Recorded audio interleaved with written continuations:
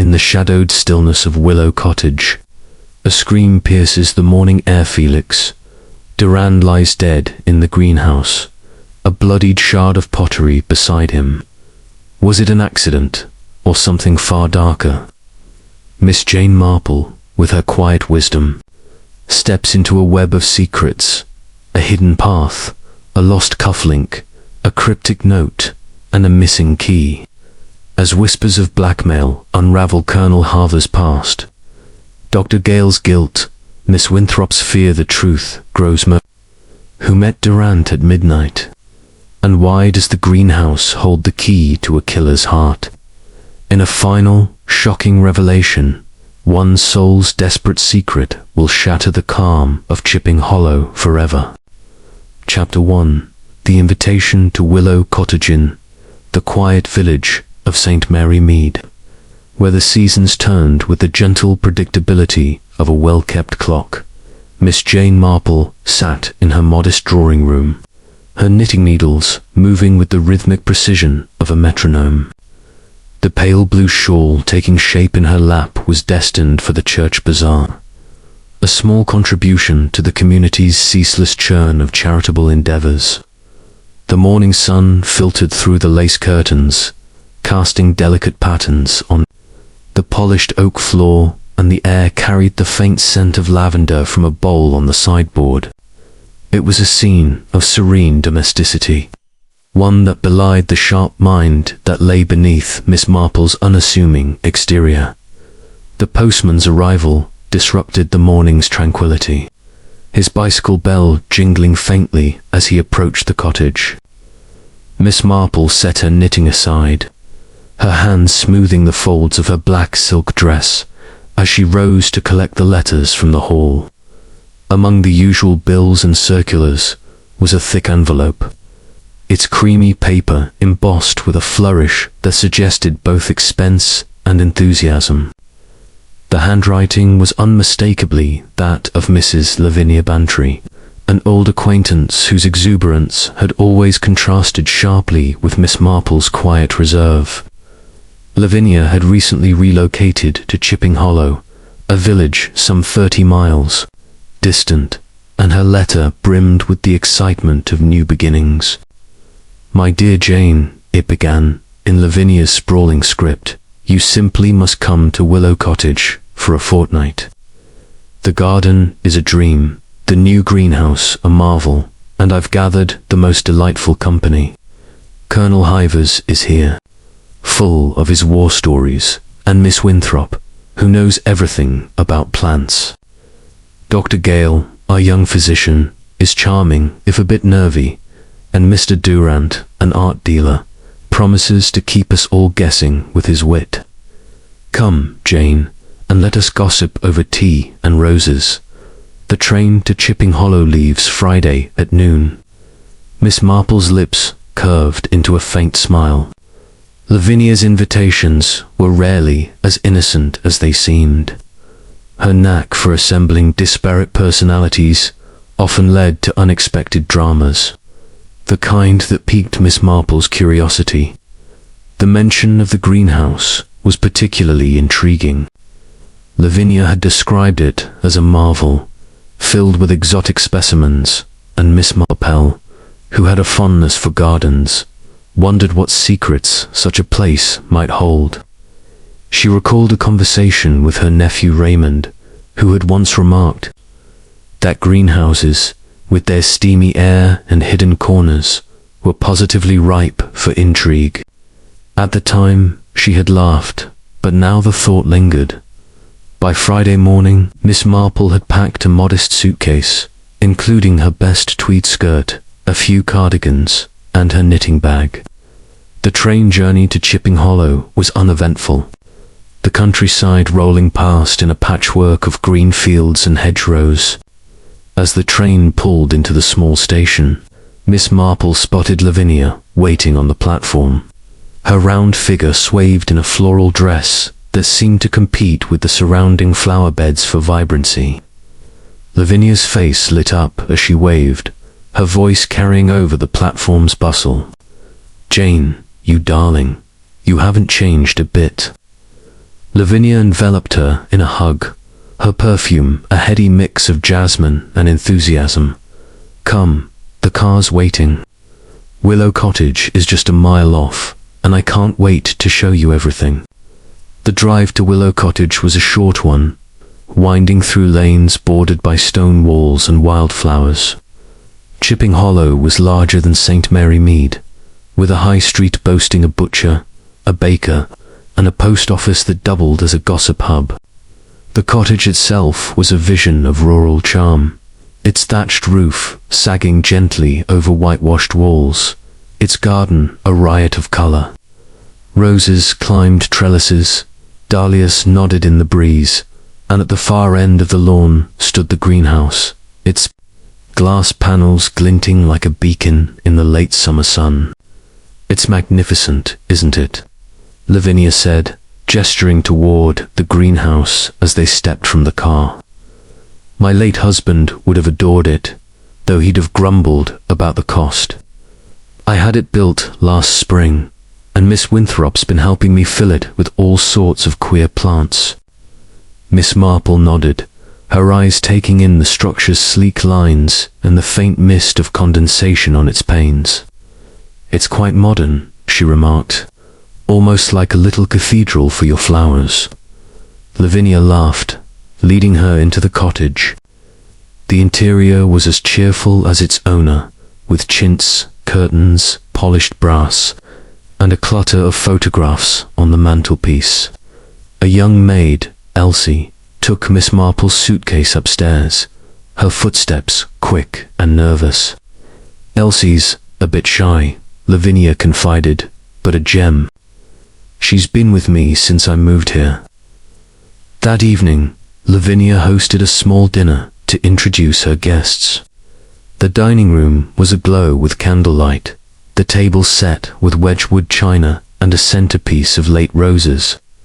Miss Marple, seated between Lavinia and Colonel Reginald Havers, observed the company with her usual quiet attentiveness. The Colonel, a stocky man with a grey moustache and a voice that carried like a foghorn, was recounting a campaign in India, his hands gesturing as if directing troops. His ruddy complexion and quick temper suggested a man accustomed to command, though Miss Marple noted a slight tremor in his fingers as he reached for his wine.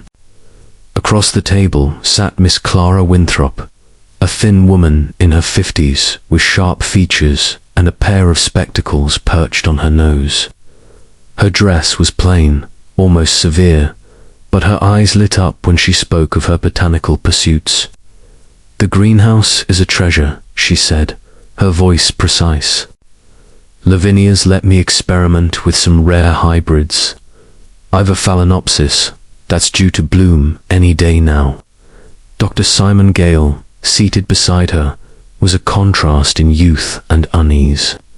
His boyish face, framed by dark curls, was marred by a nervous tic in his left cheek, and his fingers fidgeted with his napkin. He spoke little, offering only polite murmurs about his medical practice in the village. Miss Marple sensed a restlessness in him, as if he were guarding a secret he longed to share. The final guest, Mr. Felix Durant, was the most striking. A tall, lean man with sleek black hair and a smile that hovered between charm and mockery. He carried himself with the ease of a man who knew his effect. His tailored suit and gold cufflinks spoke of wealth, and his conversation darted from art to politics with a wit that was both engaging and barbed. "Chipping Hollow is quaint," he remarked, his eyes sweeping the table, "but I suspect it hides its share of scandals. Doesn't every village?" Lavinia laughed, but Miss Marple caught the fleeting unease in her glance. The Colonel bristled, muttering something about impertinent fellows, while Miss Winthrop's lips tightened. Dr. Gale stared at his plate, his tic more pronounced. Miss Marple sipped her soup, her mind cataloguing these reactions as carefully as a botanist might classify specimens. After dinner, the party moved to the drawing room, where Lavinia served coffee and pressed Miss Marple to share stories of St. Merry Mead. "Oh, it's a quiet place," Miss Marple said, her voice soft. "But people are much the same everywhere, aren't they? They have their hopes, their fears, their little secrets." Her eyes twinkled as she spoke, and she noticed Durant's smile sharpen, as if he recognized a kindred observer of human nature. The conversation turned to the greenhouse, and Lavinia's enthusiasm bubbled over. "You must see it tomorrow, Jane. It's my pride and joy, though I leave the real work to Clara. She's the genius behind the orchids." Miss Winthrop inclined her head, a rare smile softening her features. "It's a labor of love. The conditions must be just right: humidity, light, temperature. One misstep, and a plant can wither in days." "Sounds like a metaphor for life," Durant said, his tone light but his eyes fixed on Miss Winthrop. She flushed, and Miss Marple wondered what lay behind his remark. Was it mere banter, or did he know something about her that made her uneasy? As the evening drew to a close, the guests retired to their rooms, and Miss Marple found herself alone with Lavinia by the fire. "What do you make of them, Jane?" Lavinia asked, her voice low. "They're an odd mix, I know, but I thought you'd enjoy the puzzle." Miss Marple smiled. "They're certainly interesting. Colonel Harvers seems a man of strong opinions, and Miss Winthrop is devoted to her plants. Dr. Gale strikes me as preoccupied, and Mr. Durant, well, he's a man who notices things, isn't he?" Lavinia chuckled. "Too much, sometimes. He's been asking questions about everyone, poking into corners. I think he fancies himself a detective." "Does he, now?" Miss Marple's tone was mild, but her mind was alert. In her experience, those who pried too deeply often stirred up trouble or found it. She bid Lavinia good night and ascended the stairs, her thoughts already weaving connections between the guests' glances, their words, their silences. Her room was cozy, with a four-poster bed and a window overlooking the garden. As she prepared for bed, she paused to gaze at the greenhouse, its silhouette faint against the moonlit sky. It was a beautiful structure, but something about its isolation at the garden's edge made her think of a stage set for a drama yet to unfold. The next morning dawned bright, and after a breakfast of kippers and toast, Lavinia insisted on a tour of the greenhouse. Miss Marple followed her across the lawn, her sensible shoes crunching on the gravel path. The greenhouse was larger than she'd expected, its glass walls steaming slightly in the morning air. Inside, the air was thick with the scent of earth and greenery, and shelves lined with pots stretched into the distance. Ferns arched gracefully, succulents clustered in spiky rosettes, and orchids hung in delicate cascades. Miss Winthrop was already there, her apron smeared with soil as she tended a cluster of purple blooms. "This is my Phalaenopsis Winthropi," she said, her voice reverent, "named for my father, a botanist himself. It blooms only once every 2 years, and the petals are as fragile as tissue." Miss Marple admired the flowers, noting the precision of Miss Winthrop's movements. There was a passion here, but also a guardedness, as if the plants were a shield against the world. Lavinia chattered about the greenhouse's construction, pointing out the ventilation system and the small side door tucked behind a curtain of vines is for deliveries, she explained. Saves traipsing through the main garden. Miss Marple peered at the door, its frame slightly warped, suggesting it was rarely used. "A clever design," she said, her tone neutral. She filed the detail away, sensing it might matter later, as they returned to the cottage. Colonel Havers stormed across the lawn, his face thunderous. "Lavinia, That confounded Durant's been in my study," he barked. "I caught him rifling through my papers this morning. Claims he was looking for a pen, but I don't trust the man an inch." Lavinia's smile faltered. "I'm sure it was a misunderstanding, Reginald. Felix is just curious. My foot," Havers snapped. "He's up to something. Mark my words." He stomped off, leaving Lavinia to sigh and shake her head. Miss Marple said nothing, but her eyes followed Havers' retreating figure. The Colonel's anger was genuine, but there was something else, a flicker of fear. Perhaps in the way his hands had clenched.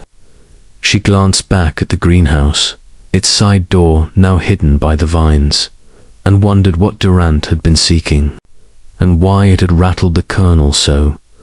The morning passed in a flurry of activity. Lavinia showed Miss Marple the rose garden, where bees hummed lazily among the blooms. Dr. Gale joined them briefly, his conversation stilted, his tic betraying his unease. Miss Winthrop remained in the greenhouse, and Durant was nowhere to be seen, though Elsie mentioned he'd gone into the village to post a letter. At luncheon, the atmosphere was strained. Havers barely spoke, his eyes fixed on his plate, while Miss Winthrop described a new fertilizer she was testing. Durant, returning just as the meal began, was all charm, regaling the table with a story about a forged painting he'd uncovered in London. "You'd be amazed what people hide," he said, his gaze lingering on each guest in turn. Miss Marple felt the tension ripple through the room, like a current beneath still water. After lunch, she excused herself to rest, but instead sat by her window, her knitting untouched. She thought of Lavinia's guests, each with their quirks and secrets. Havers, with his military pride and quick temper. Winthrop, with her obsessive devotion to her plants. Gale, with his nervous manner. And Durant, with his probing eyes and cryptic remarks. They were, as Lavinia had said, a puzzle. And Miss Marple, who had solved many such puzzles in St. Mary Mead, felt a familiar stir of anticipation. As the afternoon waned, she heard a commotion from the garden. Stepping to the window, she saw Elsie running from the greenhouse, her face ashen. "Help! Oh, please, help!" the maid cried, her voice carrying across the lawn. "It's Mr. Durant, he's dead." Miss Marple's heart quickened, but her expression remained calm. She slipped on her cardigan and hurried downstairs, her mind already sifting through the morning's observations. The greenhouse, with its hidden door and tangled vines, had indeed become a stagehand. The curtain had risen on a tragedy. Chapter 2. The Greenhouse Discovery. The Scream from Elsie. The maid still hung in the air as Miss Jane Marple descended the stairs of Willow Cottage. Her steps measured but swift for a woman of her years. The August sun blazed overhead, casting sharp shadows across the lawn, but a chill had settled over the household. Lavinia Bantry was already at the garden's edge, her floral dress flapping as she hurried toward the greenhouse, her face a mask of alarm. Colonel Havers strode behind her, his military bearing intact despite the urgency, while Miss Winthrop and Dr. Gale emerged from the cottage, their expressions a mix of shock and curiosity. Miss Marple reached the greenhouse just as Lavinia pushed open the heavy glass door. The air inside was thick, humid, and fragrant with the earthy tang of soil and the sweet decay of overripe blooms. The shelves, laden with ferns, orchids, and spiky succulents, seemed to close in, creating a labyrinth of green. At the far end, near the small side door, half hidden by a curtain of vines, lay Felix Durant. He was sprawled on the stone floor, his elegant suit rumpled, one arm flung out as if reaching for something just beyond his grasp. A jagged shard of terracotta pottery lay beside him, its edge stained with a dark smear. His head was turned at an unnatural angle, a thin trickle of blood matting his sleek black hair. Lavinia gasped, clutching Miss Marple's arm. "Oh, Jane, it's dreadful. He's gone, isn't he?" Her voice trembled, but her eyes darted about as if seeking reassurance in the familiar surroundings. Dr. Simon Gale knelt beside the body, his fingers trembling as he checked for a pulse. His nervous tic was more pronounced, his cheek twitching as he shook his head. "He's dead," he said, his voice barely above a whisper. "A blow to the head, I'd say quite severe." Colonel Havers loomed over them, his moustache bristling. "Good God, man, what happened here? Was it an accident?" His tone suggested he doubted it, his eyes narrowing as he scanned the scene. Miss Winthrop stood frozen near her prized orchids, her hands clasped tightly.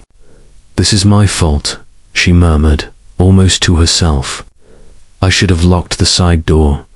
Anyone could have wandered in." Miss Marple's gaze moved methodically across the greenhouse.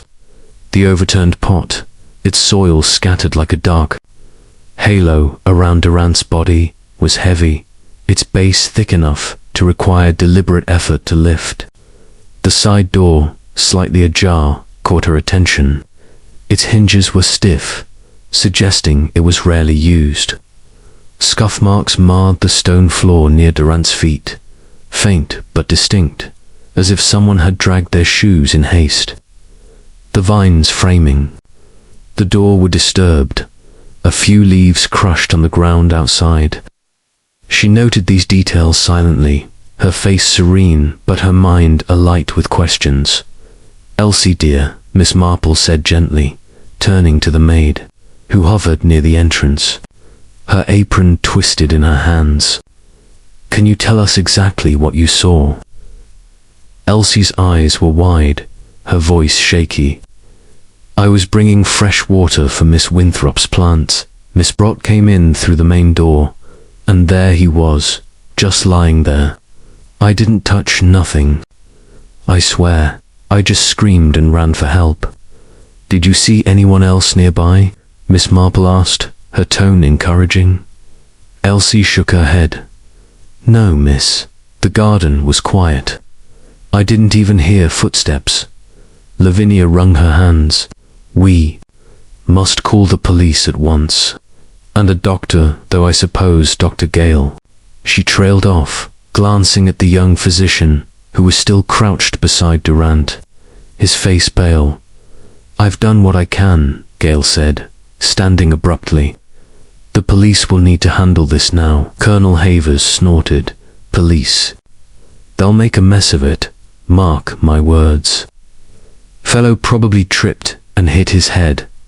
Careless, that's what he was. Miss Marple's eyes flickered to the colonel, noting the defensiveness in his tone. She stepped closer to the body, careful not to disturb the scene. Durant's gold cufflinks gleamed in the filtered light, one slightly askew, as if caught on something. His face, even in death, retained a trace of that mocking smile, as if he knew a secret the rest of them did not. She bent slightly, peering at the pottery shard. The smear of blood was fresh, but the pot's position several feet from the nearest shelf suggested it hadn't simply fallen. "Curious," she murmured, almost to herself. "This pot is rather heavy to have been knocked over by accident." Lavinia looked at her sharply. "What are you saying, Jane? Surely you don't think?" "I think we should wait for the police," Miss Marple said, her voice mild but firm. "They'll want to see everything exactly as it is." Within the hour, Inspector Craddock arrived, his police car crunching up the gravel drive. A tall man with a lined face and a nonsense air, he was known to Miss Marple from previous encounters. In St. Mary Mead, his presence was a small comfort. though she knew he sometimes underestimated the complexities of human nature. With him came a constable and a police surgeon, who set about examining the body while Craddock questioned the household. The guests gathered in the drawing room, the cheerful chintz and polished brass now at odds with the grim mood. Craddock stood by the fireplace, his notebook open, his questions brisk. "When did you last see Mr. Durant alive?" he began, addressing Lavinia. "At breakfast," she replied, her hands twisting a handkerchief. "He was his usual self, a bit teasing. He said he was going to the village to post a letter, but he must have come back early." Craddock turned to Miss Winthrop.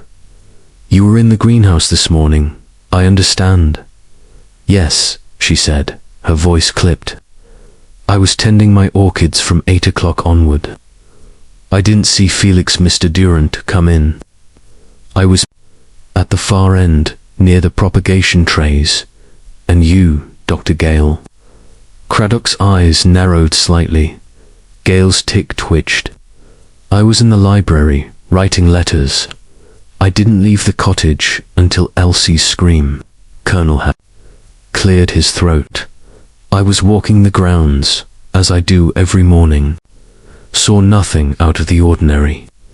Miss Marple, seated in a corner with her knitting, listened intently. Each answer was plausible, yet she sensed omissions, half-truths. The Colonel's walk had taken him near the greenhouse, she recalled, and his earlier outburst about Durant suggested more than casual dislike. Gale's nervousness was palpable, and Miss Winthrop's insistence on her orchids felt rehearsed. Even Lavinia, usually so open, seemed guarded, her eyes avoiding Craddock's. The inspector turned to Elsie, who stood by the door, still pale. "You found the body around 11, correct? Did you notice anything unusual in the greenhouse before that?" Elsie hesitated. "Well, sir, I did see Mr. Durant go into the greenhouse last night, late. Must have been near midnight. I was tidying the kitchen and saw him cross the lawn. He looked sneaky, like he didn't want to be seen." Craddock's eyebrows rose.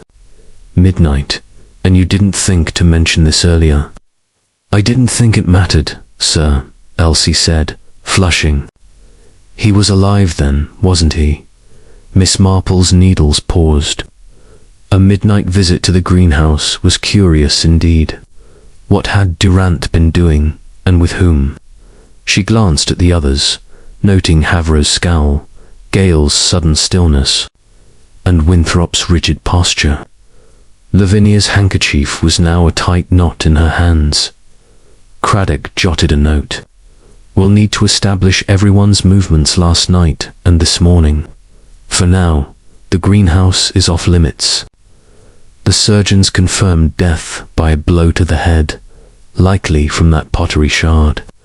"We're treating this as suspicious until proven otherwise." As Craddock dismissed them, Miss Marple lingered, her eyes on the garden visible through the window. The greenhouse stood like a sentinel, its glass catching the afternoon light. She thought of the side door, the scuff marks, the disturbed vines. Someone had entered or exited that way. She was certain someone who knew the greenhouses layout well enough to move unseen. That evening, over a subdued dinner, the conversation was stilted. Havers grumbled about police inefficiency. Winthrop spoke only of her plants, and Gale barely touched his food. Lavinia tried to lighten the mood, but her laughter was forced. Miss Marple, as was her habit, said little, her mind turning over. The morning's events.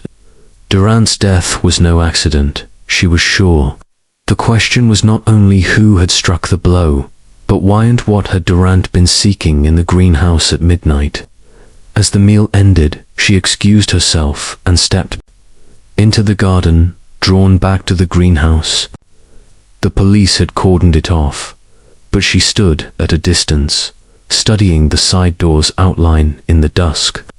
A faint glint caught her eye, tiny object lodged in the gravel just outside the door. She bent down, careful not to disturb the police. Tape, and retrieved it. A fish-shaped cufflink, its gold surface scratched but unmistakable. She recalled Dr. Gale wearing similar cufflinks at dinner the previous night. Tucking the cufflink into her pocket, Miss Marple returned to the cottage, her thoughts as tangled as the vines that framed the greenhouse door. Someone had been careless, and in that carelessness lay the first thread of a truth she was determined to unravel. Chapter 3. The inspector arrives. The afternoon sun hung low over Chipping Hollow, casting long shadows across the manicured lawn of Willow Cottage. Inside, the air was heavy with unease, the cheerful clutter of Lavinia Bantry's drawing room, doing little to dispel the grim reality of Felix Durant's death. Miss Jane Marple sat in a humpbacked chair near the window, her knitting needles idle in her lap, her eyes quietly observing the strained faces of the household. The greenhouse, now cordoned off by police tape, loomed in her peripheral vision, its glass panes glinting like an unblinking eye. Inspector Craddock's arrival had brought a flurry of activity. His police car, followed by a second vehicle carrying a photographer and a fingerprint man, had crunched up the gravel drive shortly after Elsie's scream. Craddock was a familiar figure to Miss Marple, his methodical approach tempered by a certain impatience with the subtleties of human behavior. He stood now in the center of the drawing room, his notebook open, his grey eyes scanning the assembled company. Lavinia, pale but composed. Colonel Havers, his moustache twitching with indignation. Miss Winthrop, clutching a handkerchief as if it were a lifeline. And Dr. Gale, whose nervous tick seemed to pulse in rhythm with the ticking mantel clock. Right. Then Craddock began, his voice clipped but authoritative. I've spoken with the surgeon, and we're clear on one thing. Mr. Durant didn't die by accident. The blow to his head was deliberate, delivered with considerable force. The pottery shard found beside him is likely the weapon, though we're awaiting further tests. I'll need each of you to account for your movements this morning and last night. Lavinia spoke first, her voice steady despite the tremor in her hands. We were all at breakfast together, Inspector. Felix Mr. Durant was his usual self, chatting about his art dealings. He mentioned going to the village to post a letter. I didn't see him again until Elsie found him. Craddock's pen scratched across his notebook. And what? Time was breakfast. 8:30, Lavinia said. We finished around 9. I was in the morning room afterward, going over household accounts. The inspector turned to Miss Winthrop, whose sharp features were drawn tight. You were in the greenhouse, I understand. Yes, she replied, her voice precise but strained. I was there from 8, tending my orchids. The phalaenopsis. Winthropy requires daily attention. I didn't see Mr. Durant enter, but I was working at the far end, near the propagation benches. Craddock's eyes lingered on her.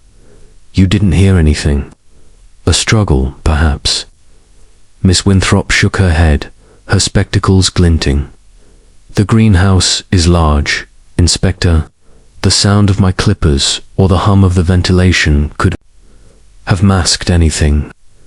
Dr. Gale was next, his fingers fidgeting with a button on his jacket. I was in the library all morning, writing letters, he said, his tic betraying his nerves. I didn't leave until I heard Elsie scream, round 11, and you, Colonel Havers. Craddock's tone was neutral, but his gaze was sharp. Havers straightened, his military posture rigid. I was walking the grounds, as I do every day. Started at 9, went round the orchard and the rose garden. didn't go near the blasted greenhouse. Miss Marple, silent until now, noted the Colonel's quick denial.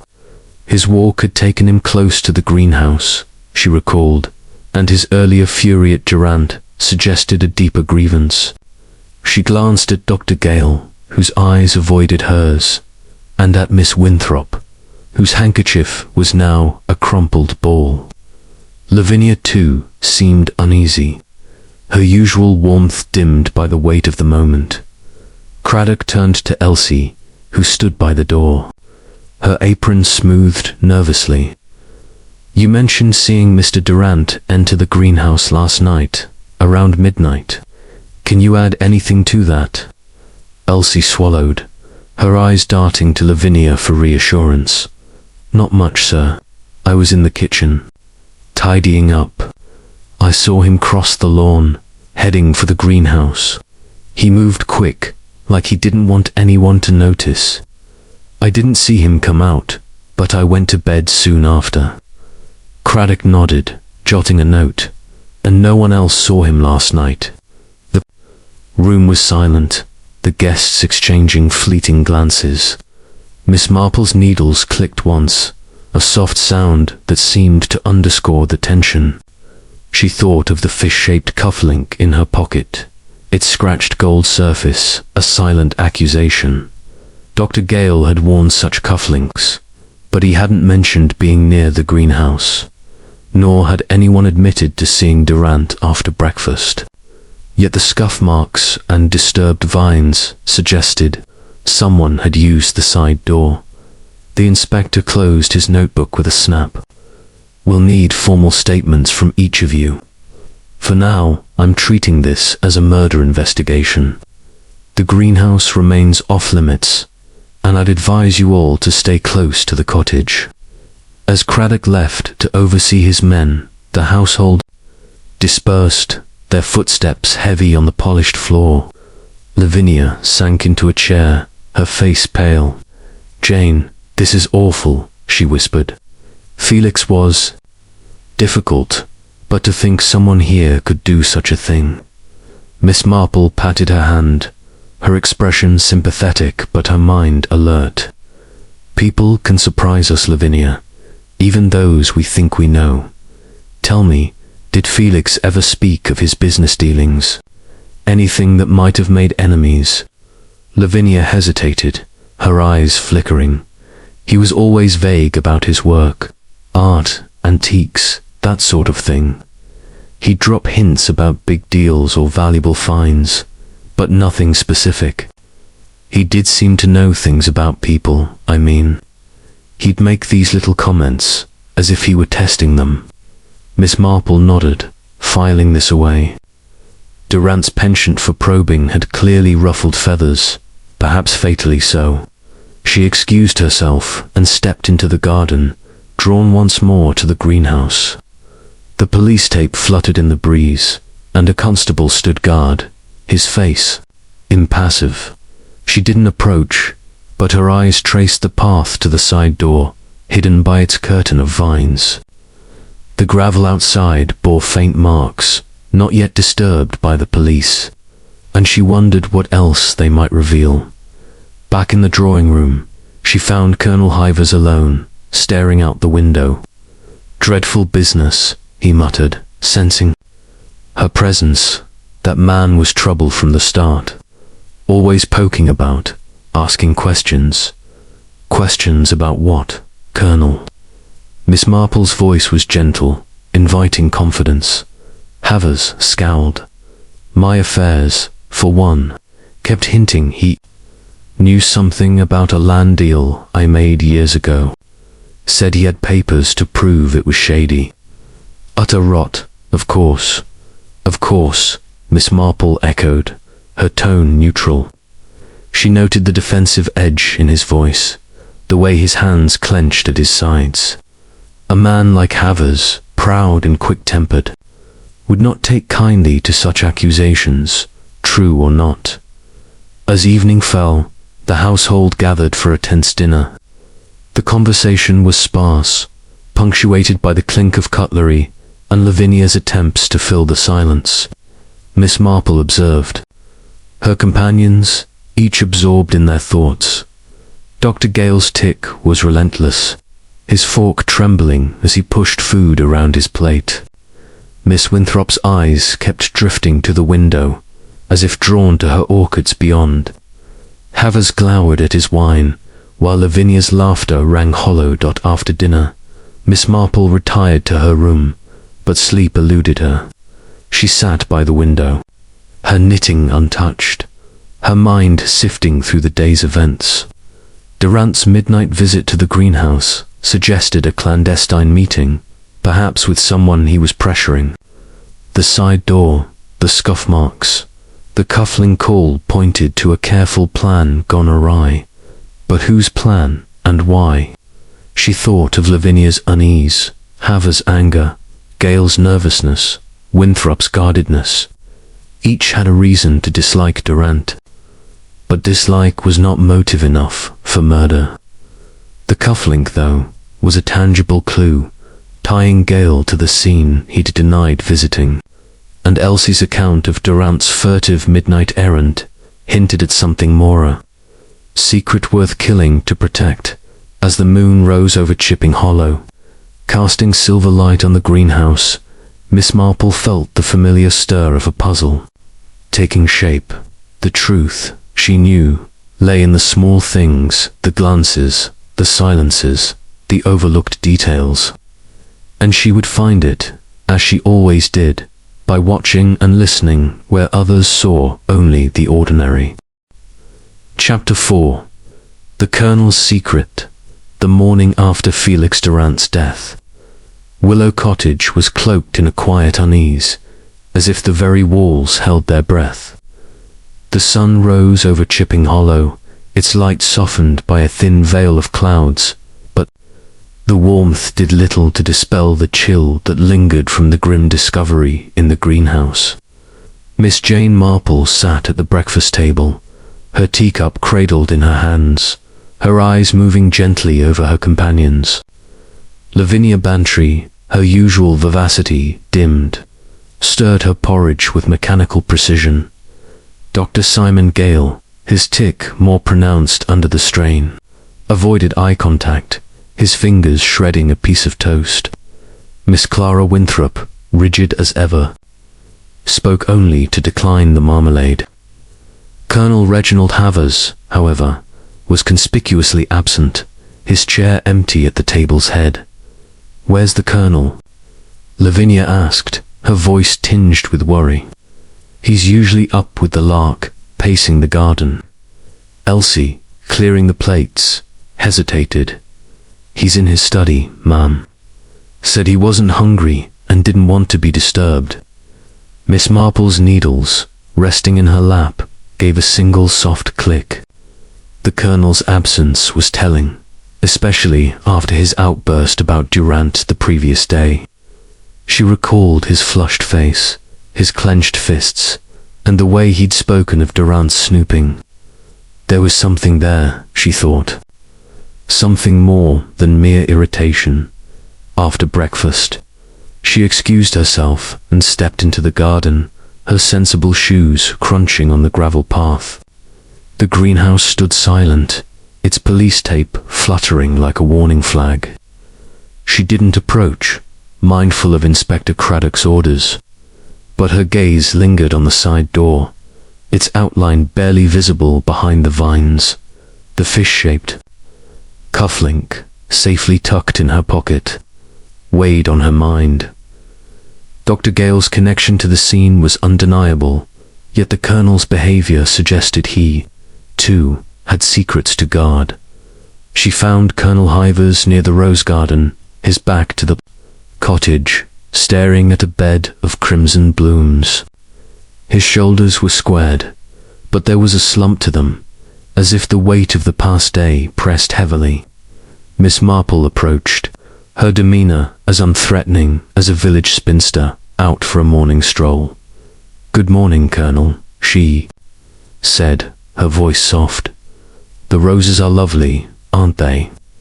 I've always thought they thrive on attention, much like people." Havers turned, his mustache twitching. "Miss Marple," he grunted, his tone gruff but not unkind. "Didn't expect to see you out here. Thought you'd be knitting by the fire." "Oh, I like a bit of fresh air," she replied, her eyes twinkling. "And gardens have a way of revealing things, don't you think? All those hidden roots, tangled beneath the surface." He shot her a sharp glance, as if sensing a deeper meaning, but said nothing. Miss Marple pressed on, her tone light. "Mr. Durant seemed to have a knack for stirring things up. I heard him mention something about a land deal yesterday. He seemed to think it was important." Havers' face darkened, his hands clenching. At his sides, "That blasted man was a meddler," he growled, "always poking into things that didn't concern him. Said he had proof I'd cheated on a land deal in India back in '03. Absolute nonsense. I bought that plot fair and square, but Durant claimed he had documents letters. He said that proved otherwise, wanted me to buy his silence." Miss Marple tilted her head, her expression one of polite curiosity. "And did he show you these letters?" "No," Havers snapped. "Said he'd bring them to the greenhouse last night, midnight. I didn't go, mind you. I'm not the sort to sneak about in the dark like a thief." His voice was firm, but his eyes flickered, betraying a hint of unease. "Of course not," Miss Marple said, her tone soothing. "You're a man of principle, Colonel. But it's curious, isn't it, how Mr. Durant seemed to know so much about everyone, almost as if he made a habit of collecting secrets." Havers snorted, but the sound lacked conviction. "He was a bounder, plain and simple. Got what was coming to him, if you ask me." He turned back to the roses, signaling the end of the conversation, but Miss Marple noted the tremor in his hand as he plucked a wilted petal. She returned to the cottage, her mind turning over the Colonel's words. His denial of meeting Durant was plausible, yet his fear was palpable. Had he gone to the greenhouse, despite his claim, and if not, who had Durant met at midnight? The cufflink pointed to Dr. Gale, but the Colonel's agitation suggested he, too, had been drawn into Durant's web. At luncheon, the atmosphere was as strained as the previous night's dinner. Colonel Havers rejoined the group, his manner brusque, his eyes avoiding Miss Marple's. Miss Winthrop spoke of her orchids with a fervour that bordered on obsession, describing a new hybrid she hoped to propagate. Dr. Gale, his tic relentless, pushed his food around his plate, his silence louder than words. Lavinia, ever the hostess, tried to steer the conversation to neutral ground, but her laughter was brittle, her glances darting to each guest as if gauging their thoughts. Miss Marple, eating her soup with delicate precision, observed them all. She thought of the greenhouse, its side door a silent witness to the crime. The scuff marks, the disturbed vines, the heavy pottle suggested a deliberate act, not a spur of a moment quarrel. And Durant's midnight errand, as Elsie had described, hinted at a rendezvous that had gone fatally wrong. After lunch, she slipped upstairs under the pretense of fetching a shawl. Instead, she paused outside Colonel Havers' study, the door slightly ajar. Inside, she glimpsed a desk strewn with papers, a locked box tucked beneath it. She didn't enter. Such boldness was not her wabe. She noted the box's sturdy lock, suggesting something worth protecting. Had Durant found those papers, or was the Colonel's fear based on a bluff? She returned to the drawing room, where Lavinia was arranging flowers, her hands unsteady. "Jane, you're so calm," Lavinia said, her voice wavering. "How do you manage it with all this awfulness?" "One learns to take things as they come," Miss Marple replied, her needles resuming their rhythm. But I wonder, Lavinia, did Felix ever mention anything to you about his plans? A meeting, perhaps, or something he was expecting? Lavinia hesitated, her fingers pausing on a rose stem. Not really. He was always so vague, you know. Always hinting at big deals, important contacts. But yesterday, at breakfast, he did say something odd. He said he was close to settling an old score.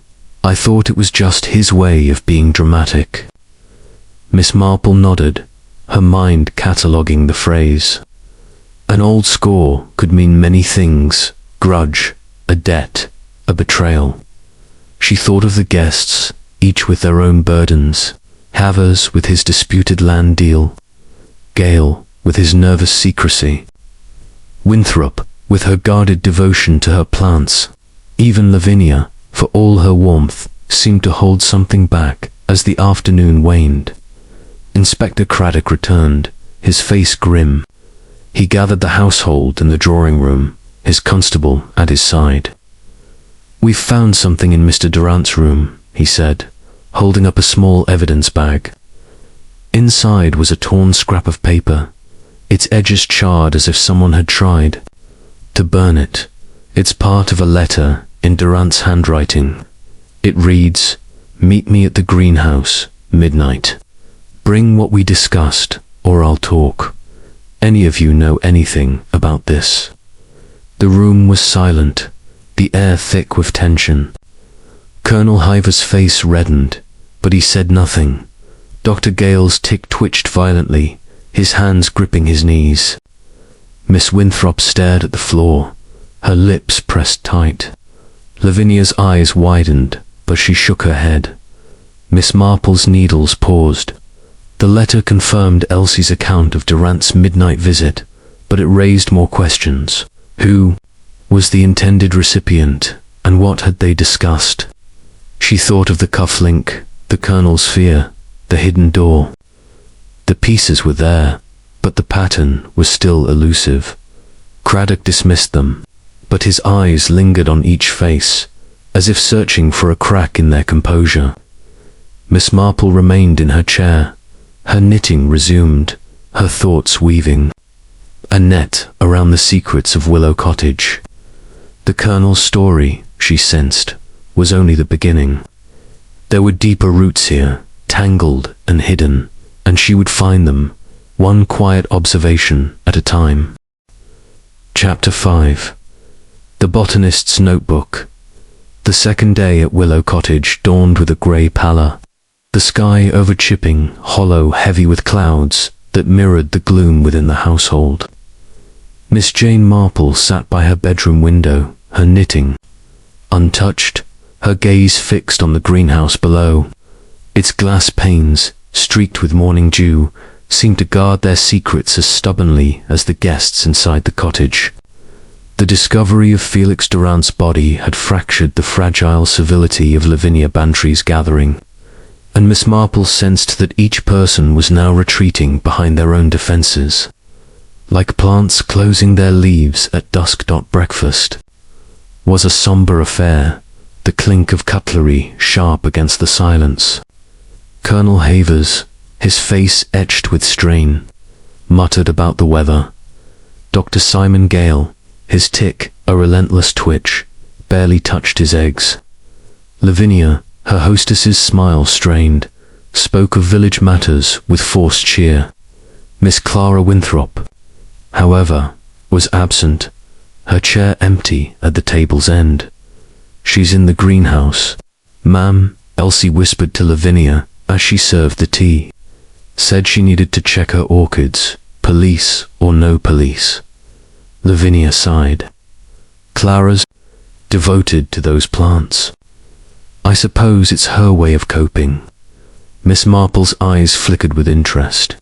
Miss Winthrop's devotion was undeniable, but her absence felt deliberate, a shield against scrutiny.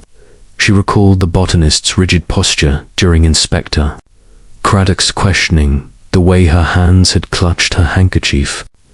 There was something there, she thought, something beyond her love for orchids, after breakfast.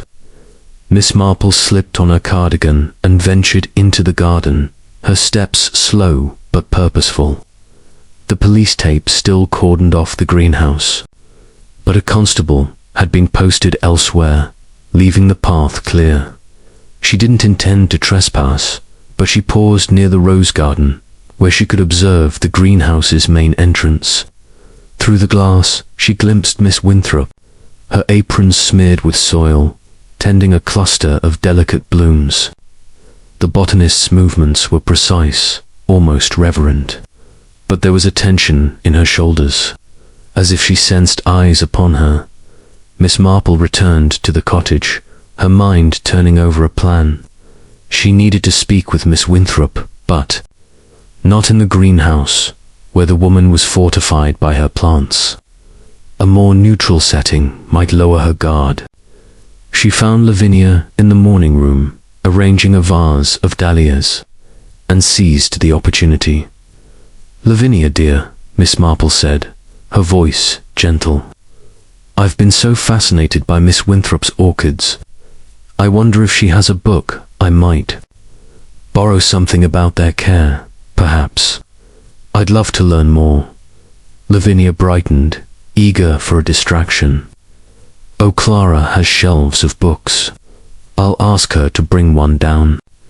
She's in her room now. I think she came in just after you went out." Miss Marple nodded, her plan taking shape. She followed Lavinia upstairs, pausing in the hallway as Lavinia knocked on Miss Winthrop's door.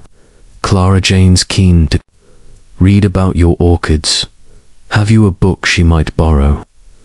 The door opened, revealing Miss Winthrop, her spectacles slightly askew, her face flushed as if caught off guard. "A book," she said, her voice sharp. "Yes, of course. I'll fetch one." As Miss Winthrop turned to her desk, Miss Marple stepped into the room, her eyes sweeping the space. It was austere, with a narrow bed, a wardrobe, and a desk cluttered with botanical journals. On the desk lay an open notebook, its pages filled with meticulous sketches of plants in cramped handwriting. Miss Marple's gaze lingered on a single line, scrawled in a shakier hand than the rest. "FD knows, must act." The initials were unmistakable, Felix Durant. Miss Winthrop returned with a slim volume. "The Care of Tropical Orchids," her expression guarded. "This should suit you," she said, thrusting it into Miss Marple's hands. "It's basic, but thorough." "How kind," Miss Marple said, her tone warm. "Your notebook looks fascinating, Miss Winthrop. Such detailed work. I suppose you keep track of everything: plants, experiments, even other matters." Miss Winthrop's hand froze on the desk, her eyes narrowing. "It's private," she said curtly. "Just plant records." "Of course," Miss Marple replied, her smile disarming. "I didn't mean to pry. But Mr. Durant seemed so interested in your work. He mentioned your orchids at dinner, didn't he? Almost as if he knew something special about them." The botanist's face paled, her fingers twitching. "He was a nuisance," she said, her voice low, "always asking questions, poking around the greenhouse. He threatened me." Miss Marple tilted her head, her expression one of gentle concern. "Threatened you, dear? How dreadful. What did he say?" Miss Winthrop hesitated, her eyes darting to the notebook as if it might betray her. Then, in a rush, the words spilled out. "He knew I'd smuggled seeds, rare ones, from Brazil. It was years ago, a foolish mistake. I didn't think anyone would care, but Felix found out. He had a letter from a dealer I'd worked with. He said he'd expose me, ruin my reputation. In botanical circles, he wanted money to keep quiet." Miss Marple's eyes softened, though her mind was racing. "And did you pay him?" "No," Miss Winthrop's voice was fierce. I told him I wouldn't. I was in my room all morning when he died, I swear it. I didn't go near the greenhouse until after breakfast. Miss Marple nodded, her expression serene. I'm sure you didn't, dear. But it must have been frightening to have such a man holding that over you. Miss Winthrop's shoulders sagged, her defiance crumbling. It was, she whispered, but I didn't kill him. You believe me, don't you? Of course, Miss Marple said, patting her arm. She thanked Miss Winthrop for the book and left the room, the notebook's scrawled note etched in her memory. FD knows, must act. The words were urgent, desperate, but did they point to murder, or merely panic? Downstairs, she found Inspector Craddock in the drawing room, conferring with his constable. He greeted her with a nod, his face weary. Miss Marple, you've a knack for being in the thick of things. Any thoughts on our puzzle? Oh, I'm just an old woman, Inspector, she said, her eyes twinkling. But I do wonder about Mr. Durant's papers. He seemed to have a great many secrets tucked away. Craddock's expression sharpened. We're searching his room thoroughly now. Found a locked case under his bed. Might be something in it. Trouble is, the key's missing. Miss Marple's needles clicked softly. How curious. Perhaps it's somewhere in the greenhouse, near where he fell. Craddock raised an eyebrow but made a note. As he left to supervise the search, Miss Marple settled into a chair, her thoughts turning to Miss Winthrop's confession. The smuggled seeds explained Durant's hold over her, but her denial of being in the greenhouse that morning rang true, vehement, to be rehearsed. Yet the notebook suggested she'd been planning something, and the locked case in Durant's room, could it hold the letter she feared? That evening, as the household gathered for dinner, the tension was palpable. Colonel Havers was subdued, his eyes fixed on his plate. Dr. Gale's tick was relentless, his hands shaking as he poured water. Lavinia's attempts at conversation faltered, her voice strained. Miss Winthrop, pale but composed, spoke only when addressed, her eyes avoiding Miss Marple's. After dinner, Miss Marple lingered in the drawing room, her knitting resumed. She overheard a hushed exchange in the hall. Dr. Gale's voice, low and urgent, speaking to Lavinia.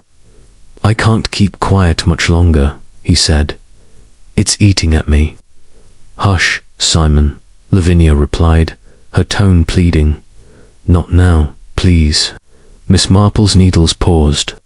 Gale's words suggested a burden, perhaps guilt, but over what? She thought of the cufflink, his denial of being near the greenhouse, and now this cryptic exchange. The web of secrets was tightening, and she sensed that Miss Winthrop's notebook was only one thread among many as she retired to her room. The greenhouse loomed in her mind's eye, its side door a silent invitation to the truth. Tomorrow, she resolved, she would find a way to speak with Dr. Gale. The botanist's notebook had revealed one secret, but others lay hidden, waiting for her quiet persistence to bring them to light. Chapter 6. The doctor's burden. The third morning at Willow Cottage broke with a damp chill. The clouds, over Chipping Hollow, thickening into a promise of rain. Inside, the atmosphere was no less oppressive. The shadow of Felix Durant's death clinging to every conversation, every glance. Miss Jane Marple sat in the morning room, her knitting needles moving with their usual steady rhythm, though her eyes were alert, tracking the subtle currents of tension among Lavinia Bantry's guests. The breakfast table had been a study in restraint, Colonel Havers gruff and withdrawn, Miss Clara Winthrop silent behind her spectacles, and Dr. Simon Gale visibly unraveling, his nervous tick a constant flutter beneath his strained smile. Lavinia, ever the hostess, had tried to fill the silence with talk of the village fete, But her words fell flat, like petals scattered on stone. Miss Marple's thoughts lingered on the previous evening's overheard exchange between Dr. Gale and Lavinia. "I can't keep quiet much longer," he had said, his voice taut with distress. The words suggested a secret, one heavy enough to fray his nerves further. She thought, too, of the fish-shaped cufflink, its scratched gold surface. A silent link to the greenhouse. Gale had denied being there, yet the cufflink told a different story. Miss Marple knew that secrets, like weeds, grew best in darkness, and she was determined to bring this one into the light. After breakfast, she found Dr. Gale in the library, alone, staring at a medical journal without reading it. His hands were clasped tightly, his tic betraying his agitation. Miss Marple entered quietly, her demeanor as unassuming as ever, her knitting bag tucked under her arm. "Dr. Gale," she said, her voice gentle, "I hope I'm not disturbing you. I was wondering if you might advise me on a small matter, a touch of rheumatism, nothing serious." Gale started, his eyes flickering with surprise, then relief, at the mundane request. "Of course, Miss Marple," he said, setting the journal aside. "What's troubling you?" She settled into a chair, her needles clicking softly as she described a vague ache, her real purpose to draw him out. "It's kind of you to spare a moment," she said, "especially with all this unpleasantness. It must be difficult, being a doctor, to see such a tragedy so close to home." Gale's tic twitched violently.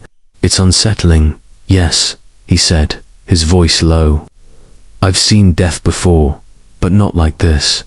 Not murder." Miss Marple's eyes softened, her tone inviting confidence. "You examined Mr. Durant, didn't you? It must have been a shock, finding him so suddenly gone." He nodded, his fingers fidgeting with a pen. "It was. The blow was brutal. No chance of saving him." She paused, her needles still, then reached into her pocket and produced the fish-shaped cufflink, holding it delicately between her fingers. "I found this near the greenhouse," she said, her voice mild. "It's rather distinctive, isn't it? I believe I saw you wearing one like it at dinner." Gale's face drained of color, his tic freezing for a moment before resuming its frantic rhythm. "I lost that days ago," he stammered, his eyes fixed on the cufflink. "It must have fallen off somewhere. In the greenhouse, perhaps." Miss Marple's tone was gentle, but her gaze was steady, piercing through his faltering composure. Gale's hands clenched, his voice dropping to a whisper. "All right, I was there," he confessed, his words tumbling out. "The night before he died, I met Felix in the greenhouse. It was late, near midnight. He sent me a note, said he needed to talk. I went because he was blackmailing me." Miss Marple's expression remained serene, though her mind was racing. "Blackmailing you, Dr. Gale? That's a serious matter. What did he have on you?" He swallowed hard, his eyes darting to the door as if fearing eavesdroppers. "It was years ago, when I was starting out. A patient died under my care, a man with a weak heart. I misjudged the dosage of a sedative. It was an honest mistake, but the family could have sued, ruined me. I wrote a letter to a colleague, admitting my error.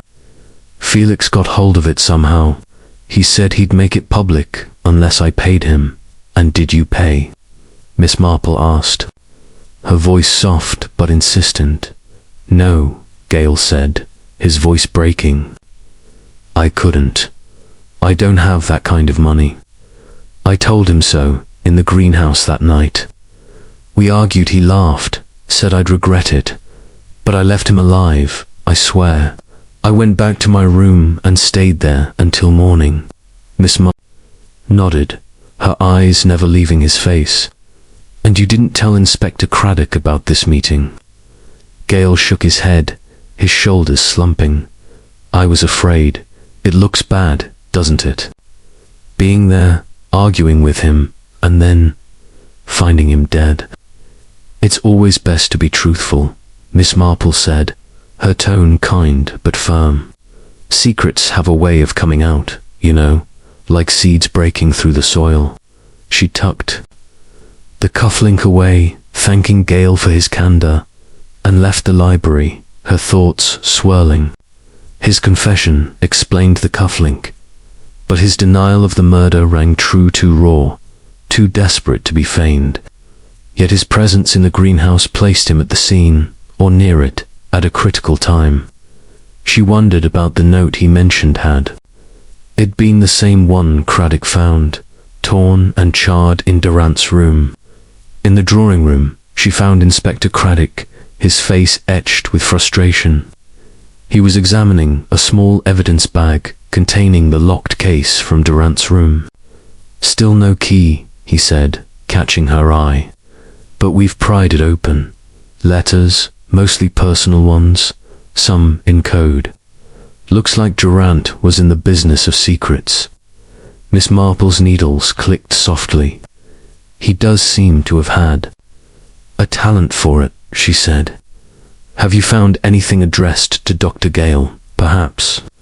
Craddock's eyes narrowed. "Not yet, but we're still deciphering." "Why do you ask?" "Oh, just a thought," she said, her tone vague.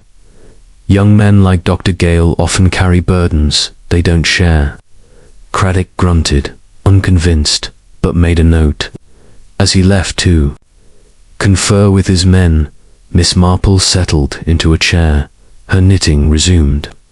She thought of Gale's confession, Miss Winthrop's notebook, and Colonel Haver's defensive anger. Each had been ensnared by Durant's schemes, but the question remained, who had snapped under the pressure? That afternoon, she wandered to the garden, pausing near the greenhouse. The police tape was still in place, but she noted a faint mark. On the gravel path, a cigarette stub, half buried, of a brand she'd seen Colonel Haver smoke. It was fresh, unweathered by the morning's dew.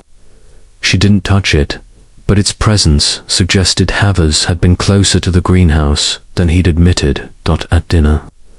The household was subdued, the clatter of cutlery a stark contrast to Lavinia's usual chatter. Gale avoided Miss Marple's gaze, his tick relentless. Miss Winthrop spoke of her orchids in clipped tones, while Havers glowered at his plate.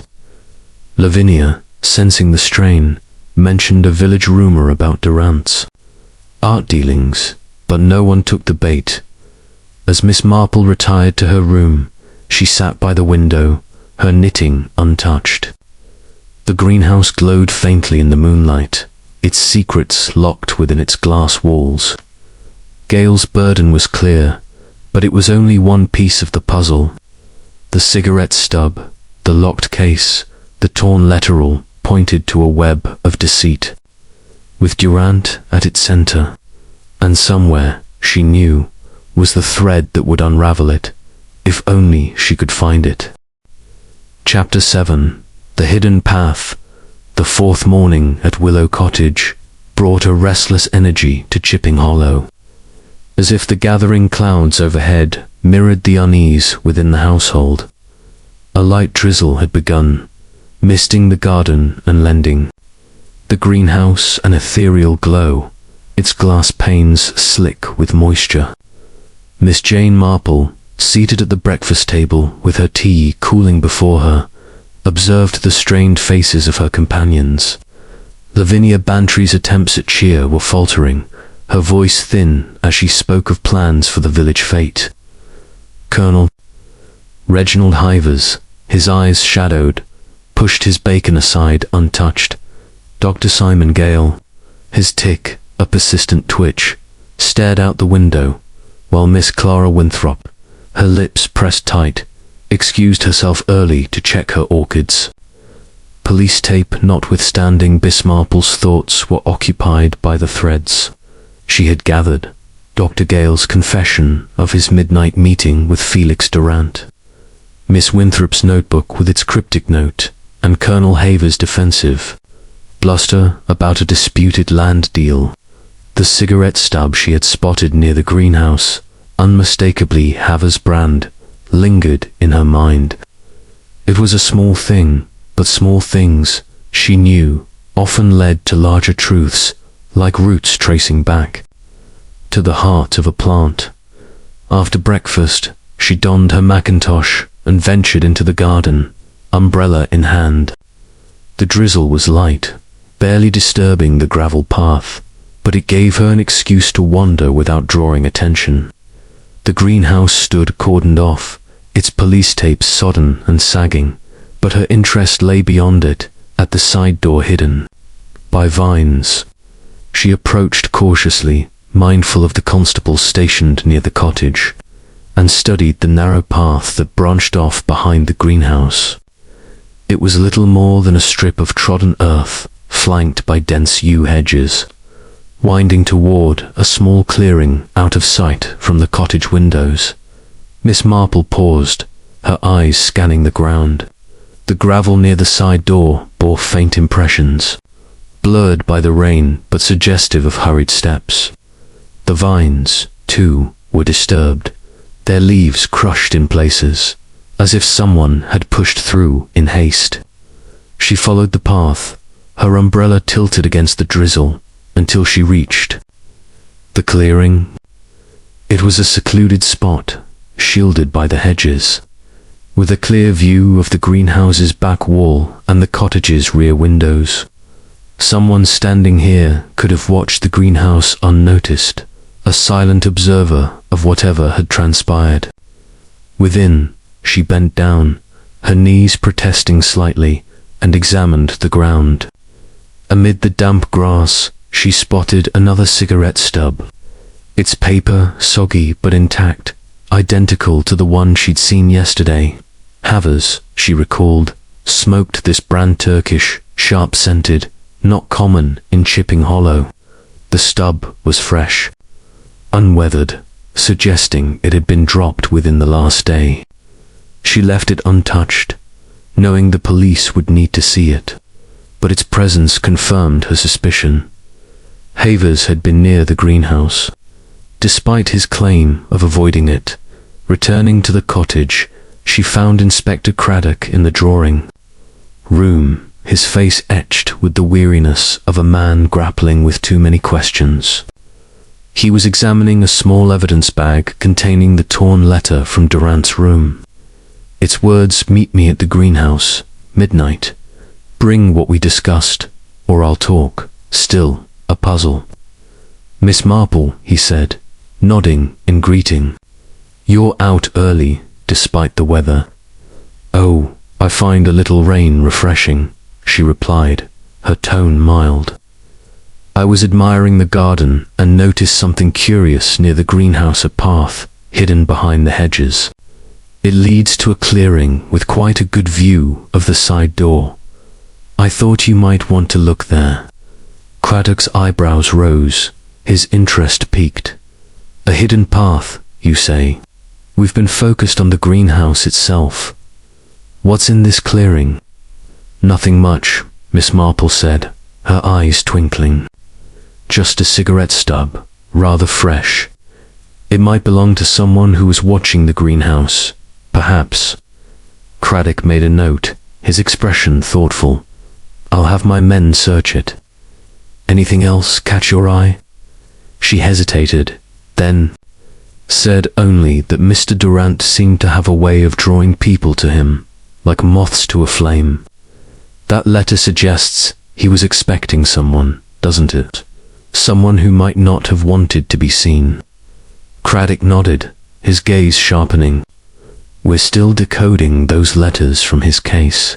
Some are in cipher, tricky stuff, but they point to Durant having dirt on half the county. Trouble is, no one's admitting to anything." Miss Marple smiled faintly. People rarely do, Inspector, until the truth becomes unavoidable. She left him to his work and sought out Colonel Havers, who was in the library leafing through a newspaper with little interest. His face was drawn, his moustache drooping, and she sensed the weight of his thoughts. "Colonel," she said, settling into a chair with her knitting, "I was just in the garden, near that lovely clearing behind the greenhouse. It's quite a private spot, isn't it? Perfect for a quiet smoke." Havers' eyes flicked up, a flash of alarm crossing his face before he masked it. "Clearing? Never noticed it," he said gruffly. "I stick to the main paths." "Of course," Miss Marple said, her needles clicking. "But I found a cigarette stub there, Turkish, like the ones you smoke. It's odd, isn't it, how things turn up where you least expect." His hand tightened on the newspaper, crumpling its edge. "Plenty of people smoke those," he muttered. "Could be anyone's." "Could be," she agreed, her tone gentle. "But it was fresh, dropped recently. And you did mention Mr. Durant's accusations about your land deal. It must have been vexing, having him prying so." Havers' face reddened, vexing. The man was a snake. Said he had proof I'd swindled a partner in India years ago. I told him it was nonsense, but he kept on, threatening to go public. I was nowhere near that greenhouse when he died, if that's what you're thinking. Miss Marple's expression was all sympathy. "I'm sure you weren't, Colonel. But you were nearby that morning, weren't you? Perhaps watching to see what he was up to." He froze, his eyes narrowing. "I was walking the grounds, as I said. Saw him go into the greenhouse, yes, but I didn't follow. I've no use for skulking about." She nodded, letting the silence stretch, knowing it often prompted more than questions. Havers shifted uncomfortably, then stood abruptly. "I've got letters to write," he said, and strode out, leaving the newspaper crumpled on the table. Miss Marple remained, her knitting resumed, her thoughts weaving through the morning's discoveries. The hidden path and the cigarette stub placed Havers near the scene, contradicting his earlier claims. His fear of Durant's proof suggested a motive, but was it enough to drive him to murder? She thought of Dr. Gale's confession, Miss Winthrop's notebook, and the locked cases, contents. Durant had been a spider, spinning a web of blackmail, but who had cut the threads? At luncheon, the atmosphere was brittle, the drizzle outside mirroring the mood within. Lavinia's chatter faltered, and Havers barely spoke, his eyes fixed on his plate. Gale's tick was relentless, while Miss Winthrop's silence was punctuated by sharp glances at the window, as if her orchids called to her. Miss Marple ate quietly, her mind on the clearing. Someone had stood there, watching, perhaps waiting. The path was a secret route, known only to those familiar with the garden's layout. Lavinia, she recalled, had designed the greenhouses. Placement herself, as the meal ended, Craddock arrived, his face grim but purposeful. "We've searched that clearing," he said, addressing the group. "Found a cigarette stub, as Miss Marple suggested. Turkish, fresh. We're testing it for prints. Anything you'd like to add, Colonel Havers?" Havers' jaw tightened, but he shook his head. "Nothing to add. I told you, I wasn't there." Craddock's eyes lingered on him, then moved to Miss Marple, a hint of respect in his gaze. She smiled faintly, her needles clicking. The hidden path had revealed one truth, but others lay buried, waiting for her to trace their roots through the tangled secrets of Willow Cottage. Chapter 8. The midnight meeting. The drizzle that had cloaked Chipping Hollow in a grey veil persisted into the evening. lending Willow Cottage an air of somber isolation. The greenhouse, its glass panes dulled by the wet, stood as a silent sentinel. At the garden's edge, its secrets locked within. Inside the cottage, the atmosphere was no less oppressive. The weight of Felix Durant's murder pressing on the household like a storm cloud. Miss Jane Marple sat in the drawing room, her knitting, needles moving with their familiar rhythm, though her mind was far from the pale blue shawl in her lap. The threads of the case, Dr. Gale's cufflink, Miss Winthrop's notebook, Colonel Haver's cigarette stub, and the torn letter from Durant's room wove a pattern that was intricate but incomplete. Tonight, she sensed another thread might come to light. Dinner had been a tense affair, the clatter of cutlery sharp against the strained silence. Lavinia Bantry's attempts to lighten the mood with talk of the village fete had faltered, her laughter brittle. Colonel Havers, his face a mask of suppressed anger, had spoken little, his eyes darting to the window as if expecting an intruder. Dr. Simon Gale, his tic relentless, had pushed his food around his plate, while Miss Clara Winthrop, her spectacles glinting, had excused herself early, citing a need to review her botanical notes. Miss Marple, as was her habit, had observed them all, noting the undercurrents of fear and evasion that rippled beneath their civility. As the household dispersed, Lavinia lingered in the drawing room, her hands twisting a lace handkerchief. "Jane," she said, her voice low, "this is all so dreadful. Felix was a difficult man, I know, but to think someone here could do such a thing, it's unimaginable." Miss Marple set her knitting aside, her eyes gentle but keen. "People can surprise us, Lavinia, even those we think we know. Mr. Durant seems to have had a knack for finding their weak spots. Did he ever try to unsettle you, perhaps?" Lavinia's fingers tightened on the handkerchief, her eyes flickering. "He was always making little remarks, hints that he knew things. But he never said anything outright. I thought it was just his way, like a game he played to keep us on edge." Miss Marple nodded, her mind latching onto Lavinia's hesitation. "A game, yes," she said softly. "But games can turn dangerous, can't they? Especially when secrets are involved." Lavinia managed a weak smile, then excused herself to check on the kitchen. Miss Marple remained, her thoughts turning to the torn letter Inspector Craddock had found. "Meet me at the greenhouse, midnight. Bring what we discussed, or I'll talk." Elsie's account of Durant's furtive midnight visit confirmed he had gone to the greenhouse, likely expecting someone. Dr. Gale had admitted to being there, arguing but leaving Durant alive. Yet the letter suggested a broader scheme, one that might involve others in the household. Determined to pursue this thread, Miss Marple sought out Elsie, finding her in the pantry, polishing silver with a nervous energy. The maid started at her approach, her hands clutching a spoon. "Oh, miss, you gave me a fright," Elsie said, her voice trembling. "I'm sorry, dear," Miss Marple said, her tone soothing.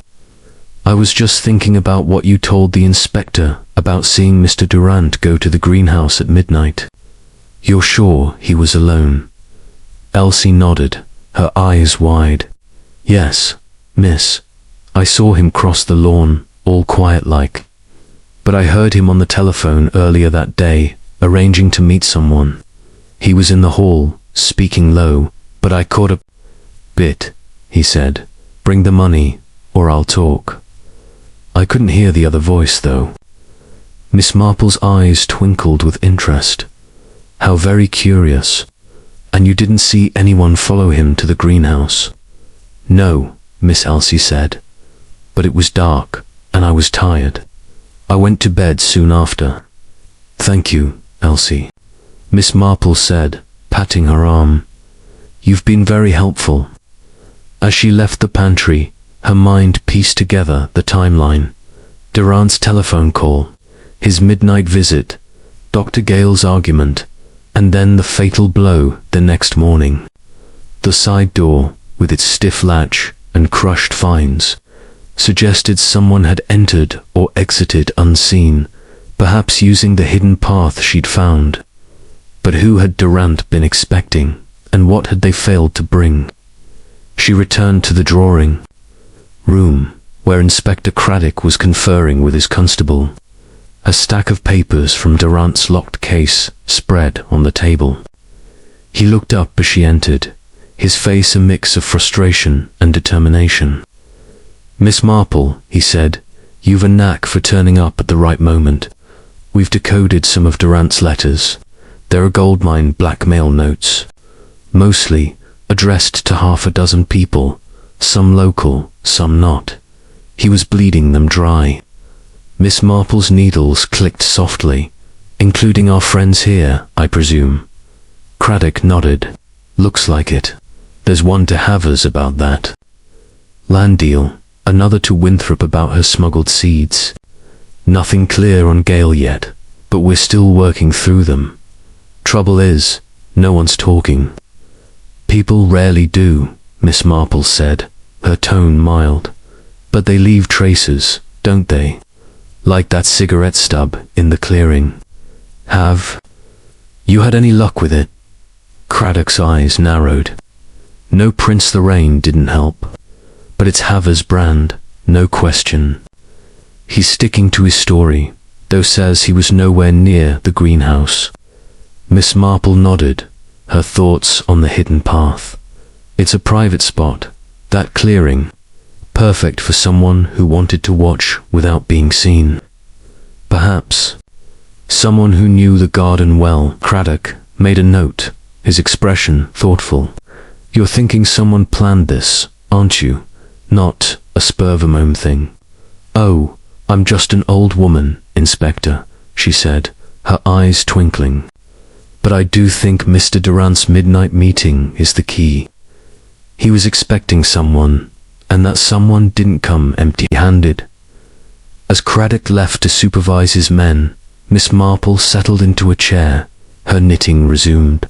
She thought of Elsie's account, the telephone call, the letter. Durant had been orchestrating a dangerous game, pulling strings to draw his victims to him. But who had turned the tables? Havers, with his cigarette stub and hidden fears. Gale, with his cufflink and desperate confession. Winthrop, with her cryptic note.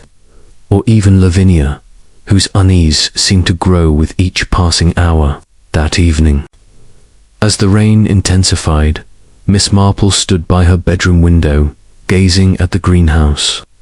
Its silhouette was blurred, but the side door, barely visible, seemed to beckon. She thought of the scuff marks, the crushed vines, the heavy pot. The midnight meeting had set the stage, but the final act had played out in daylight, with a blow that ended Durant's schemes. The truth, she knew, was close, hidden in the shadows of that hidden path, waiting for her to trace its winding course. Chapter 9. The broken pot. The rain that had draped Chipping Hollow in a somber mist persisted into the 5th day at Willow Cottage, casting a pall over the garden and deepening the unease within the household. The greenhouse, its glass streaked with rivulets, stood as a silent witness to the tragedy that had unfolded within its walls. Miss Jane Marple, seated in the morning room with her knitting in her lap, watched the drizzle through the window, her thoughts as intricate as the pattern of her pale blue shawl. The threads of Felix Durant's murder, Dr. Gale's cufflink, Miss Winthrop's notebook, Colonel Havers' cigarette stub, Elsie's account of the midnight meeting, and the torn letter were weaving a tapestry, but the final design remained elusive. Each clue pointed to a calculated act, and Miss Marple sensed that the key lay in the smallest details.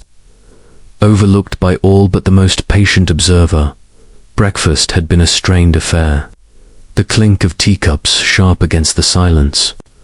Lavinia Bantry's usual warmth was frayed, her chatter about the village fete falling flat. Colonel Havers, his face etched with tension, had barely spoken, his eyes fixed on the rain-slicked lawn. Dr. Simon Gale, his tick a relentless flutter, had pushed his plate away untouched, while Miss Clara Winthrop, her spectacles fogging slightly, had murmured about the humidity's effect on her orchids before excusing herself. Miss Marple, as always, had observed them quietly, noting the way each avoided the other's gaze, as if fearing what might be revealed. Her mind returned to the greenhouse, to the heavy terracotta pot that had ended Durant's life. Inspector Craddock had confirmed it as the murder weapon, its jagged shard stained with blood. The pot's position, far from the shelves and near the side door, nagged at her. It hadn't fallen. It had been lifted, deliberately wielded. She resolved to examine it more closely, not with her hands, but with her questions, to uncover why. It had been chosen, and by whom.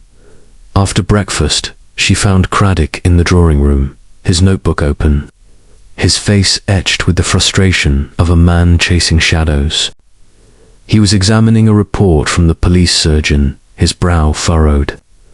"Miss Marple," he said, looking up, "you're up early again. Any more garden discoveries?" She smiled faintly, her needles clicking. "Not today, Inspector, though. I've been thinking about that pot in the greenhouse. It's rather heavy, isn't it? Not the sort of thing one knocks over by accident." Craddock nodded, his eyes sharpening. "You're right. The surgeon's report confirms the shard was the weapon, a single blow, delivered with force. There's a smudge of blood on it, too small for proper analysis, but enough to tie it to the crime. The pot was one of Miss Winthrop's used for a cactus, I believe." Miss Marple's needles paused. "A cactus pot, you say? I suppose Miss Winthrop would know its weight, its balance. She spends so much time in the greenhouse." Craddock's gaze narrowed.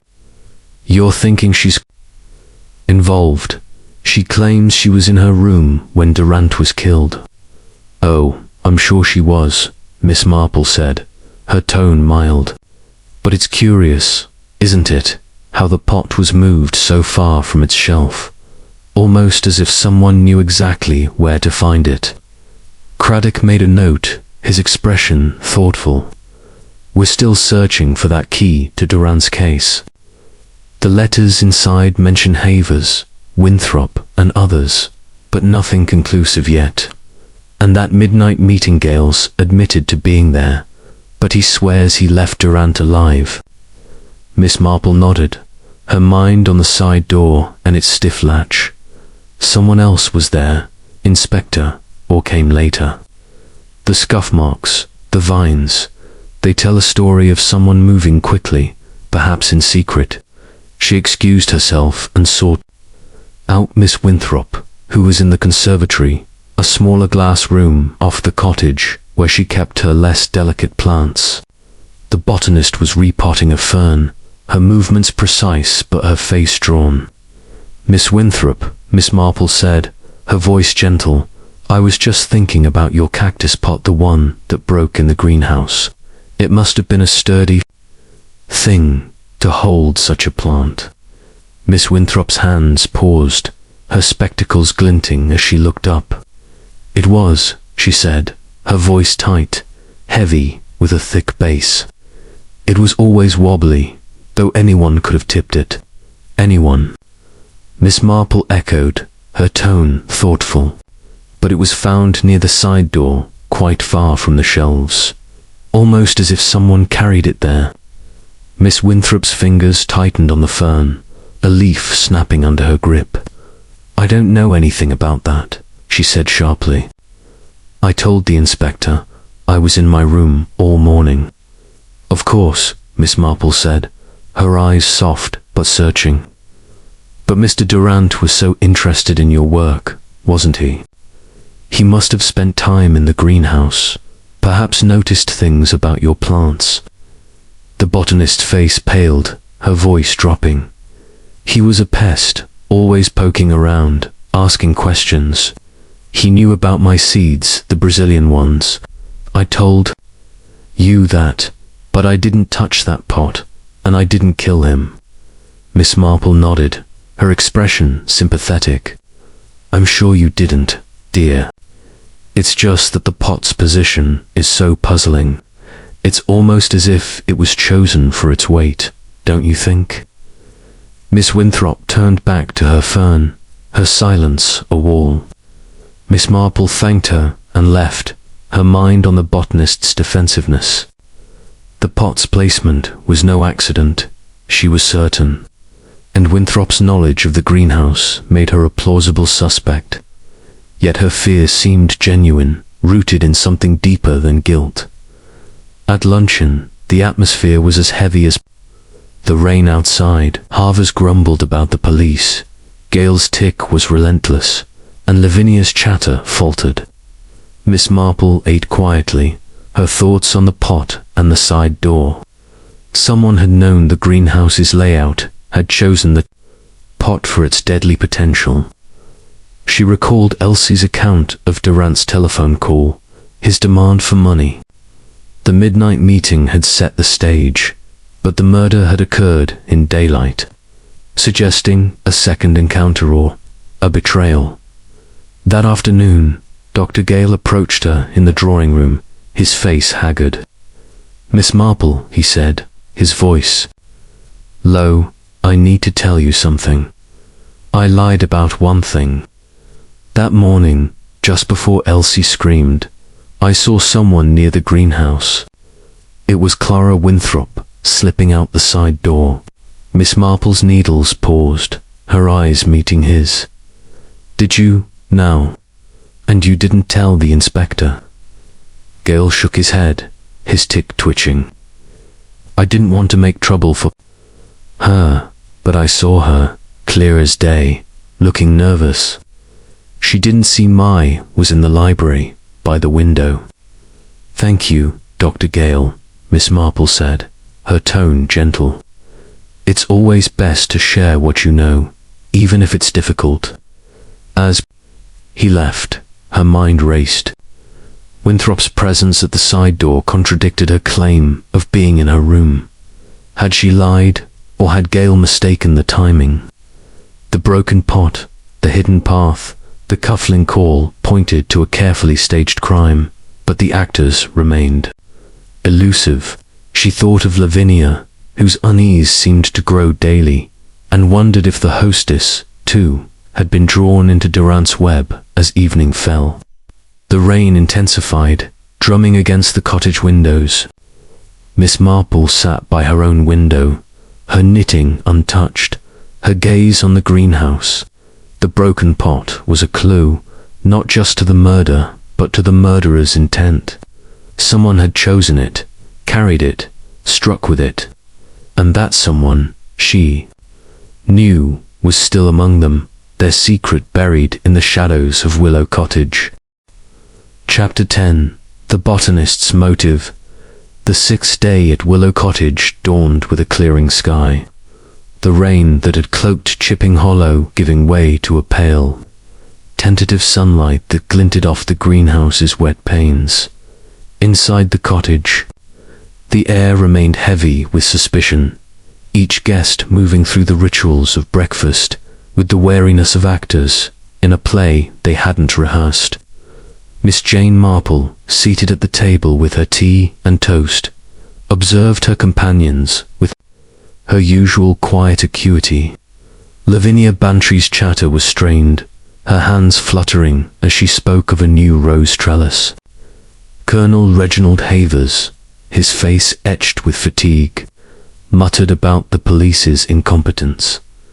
Dr. Simon Gale, his tick a relentless twitch, stared into his cup, while Miss Clara Winthrop, her spectacles glinting, ate in silence, her thoughts seemingly elsewhere. Miss Marple's mind was occupied with Dr. Gale's revelation from the previous evening. His claim that he had seen Miss Winthrop slipping out of the greenhouse's side door just before Elsie's scream. It contradicted Winthrop's assertion that she had been in her room all morning, tending to her botanical notes. The discrepancy, coupled with the cryptic note in Winthrop's notebook, "FD knows, must act," pointed to a motive rooted in fear, perhaps desperation. Yet Miss Marple sensed that Winthrop's rigid composure hid more than guilt. There was a fragility there, like a plant strained by too little light, determined to probe further. Miss Marple waited until after breakfast, when the household dispersed to their private corners. She found Miss Winthrop in the conservatory, surrounded by ferns and a small table cluttered with gardening tools. The botanist was pruning a delicate plant, her movements precise but her hands trembling slightly. Miss Marple approached, her demeanor as unassuming as ever, her knitting bag tucked under her arm. "Good morning, Miss Winthrop," she said, her voice gentle. "Your plants are thriving, despite all this unpleasantness. It's a testament to your care." Winthrop glanced up, her eyes wary behind her spectacles. "They need routine," she said curtly. "It keeps things steady, even when everything else is chaos." Miss Marple nodded, settling onto a stool nearby, her needles clicking softly. "Routine is a comfort, isn't it? I was thinking about your notebooks, such meticulous records. I suppose you write down everything, even things that trouble you." Winthrop's hand froze, a leaf falling from her shears. "What do you mean?" she asked, her voice sharp. Miss Marple's eyes were soft but piercing. "I couldn't help noticing a note in your book, dear. Something about Mr. Durant knowing something and needing to act. It must have been distressing, having him threaten you over those Brazilian seeds." Winthrop's face paled, her spectacles slipping slightly. "You had no right to look at my notebook," she snapped, but her voice wavered, betraying fear rather than anger. "Oh, I didn't mean to pry," Miss Marple said, her tone soothing. "It was open, you see, when I borrowed your book. But I do think it's important to be honest, especially now. Dr. Gale mentioned seeing you at the greenhouse that morning, near the side door, just before Mr. Durant was found." Hands clenched, her shears dropping to the table with a clatter. "Gale's lying," she said, her voice rising. "I wasn't there. I was in my room, like I told the inspector." Miss Marple tilted her head, her expression one of gentle concern. "But you did go to the greenhouse, didn't you? Perhaps not to harm Mr. Durant, but to speak with him. He'd left you a note, hadn't he? Another demand for money." The botanist's composure cracked, her shoulders sagging as if a weight had been lifted only to be replaced by another. "All right," she whispered, her voice barely audible. "I went there.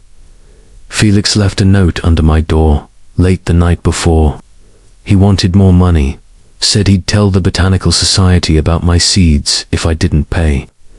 I went to the greenhouse that morning, just after 10, to reason with him. But when I got there, he was already dead, lying by the side door with that pot broken beside him. I panicked. He slipped out the side door and ran back to my room. I didn't tell the inspector, because it looks so bad."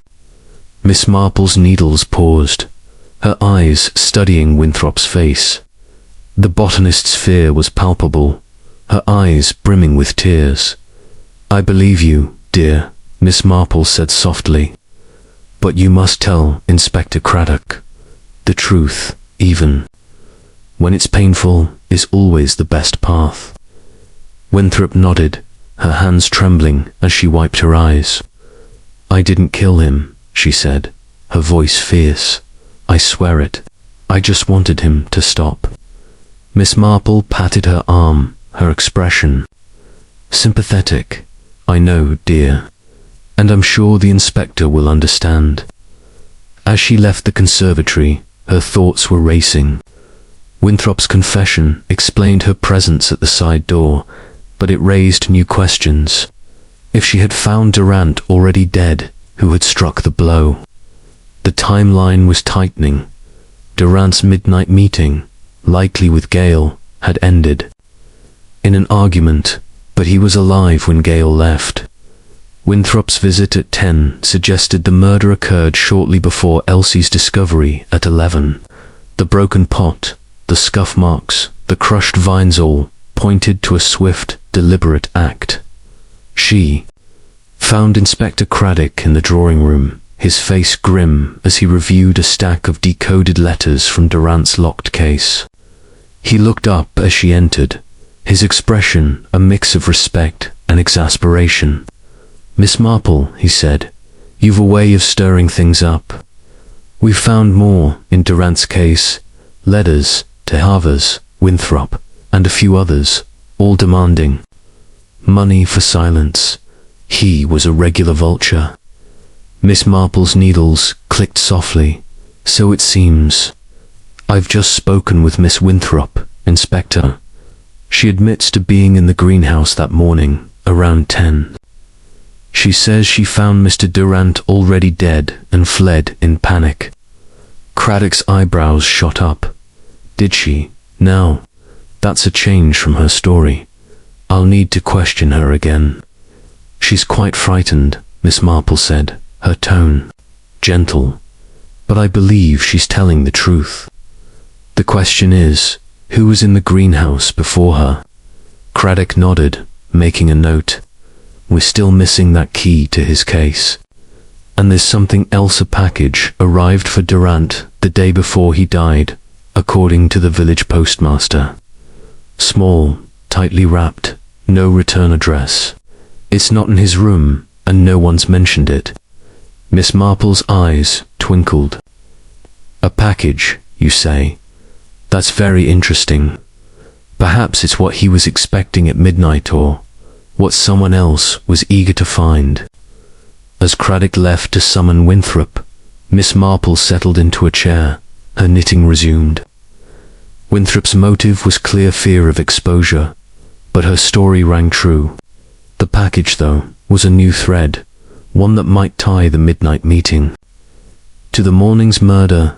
She thought of Havers' cigarette stub, Gale's cufflink, Lavinia's growing unease.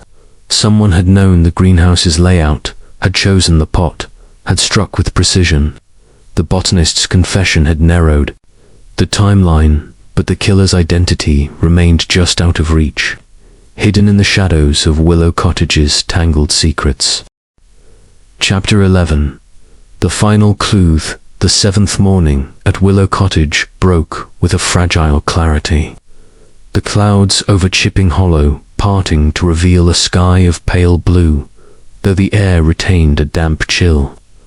The greenhouse, its glass now dry and glinting in the sunlight, stood as a silent monument to the tragedy that had unfolded within. Inside the cottage, the atmosphere was taut, each guest moving through the rituals of breakfast with the wariness of those who know they are watched. Miss Jane Marple, seated at the table with her tea and a slice of toast, observed her companions with her characteristic quiet acuity. Lavinia Bantry's hands trembled as she poured cream, her usual warmth reduced to a flicker. Colonel Reginald Havers, his face haggard, muttered about the morning's post. Dr. Simon Gale, his tick a relentless twitch, stared at his plate, while Miss Clara Winthrop, her spectacles glinting, spoke only to decline the marmalade. Miss Marple's mind was a tapestry of clues, each thread carefully gathered. Dr. Gale's cufflink, Miss Winthrop's notebook, Colonel Havers' cigarette stub, Elsie's account of Durant's midnight telephone call, the torn letter, and now the missing package from the village postmaster. Miss Winthrop's confession the previous day that she had found Durant dead in the greenhouse and fled through the side door had tightened the timeline, placing the murder between Gale's midnight argument and Winthrop's visit at 10. Yet the killer's identity remained elusive, hidden in the shadows of motive and opportunity. Miss Marple sensed that the final piece of the puzzle lay close, perhaps in the greenhouse itself, where the broken pot and the side door held their silent testimony after breakfast. She slipped on her cardigan and ventured into the garden, her sensible shoes crunching on the gravel path. The police tape around the greenhouse had loosened, fluttering in the breeze, and the constable was nowhere in sight, likely summoned to another task. Miss Marple didn't intend to trespass, but she paused near the side door, its outline barely visible behind the curtain of vines. The latch, she recalled, was stiff, requiring force to open quietly, a detail that suggested familiarity with the greenhouse's quirks. She studied the gravel, noting the faint scuff marks, now blurred by rain and time, and the crushed vines, their leaves still askew.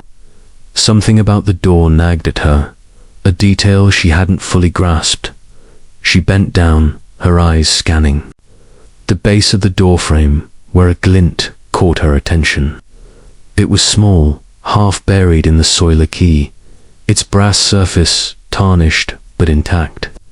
She didn't touch it, knowing Inspector Craddock would need to see it undisturbed, but her heart quickened. Could this be the missing key to Durant's locked case, the one containing his blackmail letters? Its presence near the side door suggested it had been dropped in haste, perhaps by someone fleeing the scene. Miss Marple returned to the cottage, her mind racing. The key was a tangible link, tying the greenhouse to the secrets in Durant's room. She found Craddock in the drawing room, his face etched with the strain of a case that refused to resolve. He was examining a stack of decoded letters, his notebook open beside him. "Miss Marple," he said, looking up, "you're out early again. Found another cigarette stub?" She smiled faintly, her needles clicking as she settled into a chair. "Not this time, Inspector, but I did notice something near the greenhouse's side door, a key. Small and brass, half buried in the soil. It might be worth a look." Craddock's eyes sharpened. A key that could be what we've been missing for Durant's case. "I'll have my men retrieve it." He made a note, then leaned forward. "We've decoded more of those letters. Durant was blackmailing half the county havers over that land deal, Winthrop over her seeds. Even a few locals were still tracing. But there's one letter, not in code, addressed to someone here. It's vague, but it mentions a past indiscretion and demands a meeting." Miss Marple's needles paused. "A past indiscretion," she echoed. "That's rather suggestive, isn't it? And the package, the postmaster mentioned any sign of it?" Craddock shook his head. "Not yet. It's small," he said, wrapped in brown paper. Could be anything, documents, money, even jewelry. Whatever it was, Durant wanted it badly. Miss Marple nodded, her thoughts on Lavinia. The hostess's growing unease, her fleeting glances, her hesitation when questioned about Durant's remarks all suggested a burden she hadn't shared. Miss Marple recalled the dinner on her first night, when Durant had toasted two secrets, and their keepers, his eyes lingering on Lavinia. Had he been targeting her, too, with his cryptic threats? She sought out Lavinia in the morning room, where she was arranging a vase of roses, her hands unsteady. "Jane," Lavinia said, her voice thin, "you're a rock in all this. I don't know how you stay so calm." "One learns to manage," Miss Marple said, her tone gentle. "But I do wonder, Lavinia, About Mr. Durant, he seemed to know so much about everyone. Did he ever hint at anything about you? Something personal, perhaps? Lavinia's hands froze, a rose slipping to the table. Personal, she said, her voice catching. He was always making little jabs, you know, teasing about secrets, but nothing specific. Why do you ask? Miss Marple's eyes were soft, but searching. Only that he seemed to have a way of unsettling people. That letter the inspector found, about a meeting at midnight, Tit suggests he was pressing someone here, someone with a secret worth protecting. Lavinia's face paled, her fingers twisting the rose stem. I don't know anything about that, she said, too quickly. Felix was a nuisance, but I had no reason to do anything. Of course not, Miss Marple said, patting her hand. But secrets can be heavy, can't they? Like carrying a stone in your pocket. Lavinia managed a weak smile and excused herself. Her steps hurried. Miss Marple remained, her knitting resumed, her thoughts on the key. Its presence near the side door suggested it had been dropped during the murder, or shortly after, perhaps, by someone fleeing through the hidden path. Lavinia's unease, her quick denial, added another thread to the web. Had she been the target of Durant's final demand, the one who met him not at midnight, but in the fatal morning? That afternoon, Craddock returned, holding a small evidence bag with the brass key. You were right, Miss Marple, he said, his tone grudgingly impressed. It fits the lock on Durant's case. We're checking it for prints, but it's a start. Any thoughts on who might have dropped it? Miss Marple's needles clicked softly. Someone in a hurry, I imagine, who knew the greenhouse well enough to use that side door. It's not an easy latch to manage, is it? Craddock nodded, his eyes thoughtful. You're thinking someone close to the house, someone like Mrs. Bantry, who designed that garden. Oh, I'm just an old woman, Miss Marple said, her eyes twinkling. But I do think the greenhouse holds the answer, don't you? That key, the pot, the path there, all part of the same story. As Craddock left to continue his search, Miss Marple sat back, her thoughts weaving through the clues. The key was the final piece, linking Durant's blackmail to the moment of his death. Lavinia's reaction, Haver's cigarette, Gale's cuff, Winthrop's note pointed to a household entangled in Durant's schemes. But the truth, she sensed, lay with the one who knew the greenhouse best, who could move through its shadows unseen. The stage was set, and the final act was near. Chapter 12. The truth revealed. The 8th evening at Willow Cottage descended with a quiet intensity, the pale sunlight of the morning giving way to a twilight that bathed Chipping Hollow in soft shadows. The greenhouse, its glass catching the last glimmers of dusk, stood as a silent sentinel, its secrets on the verge of unraveling.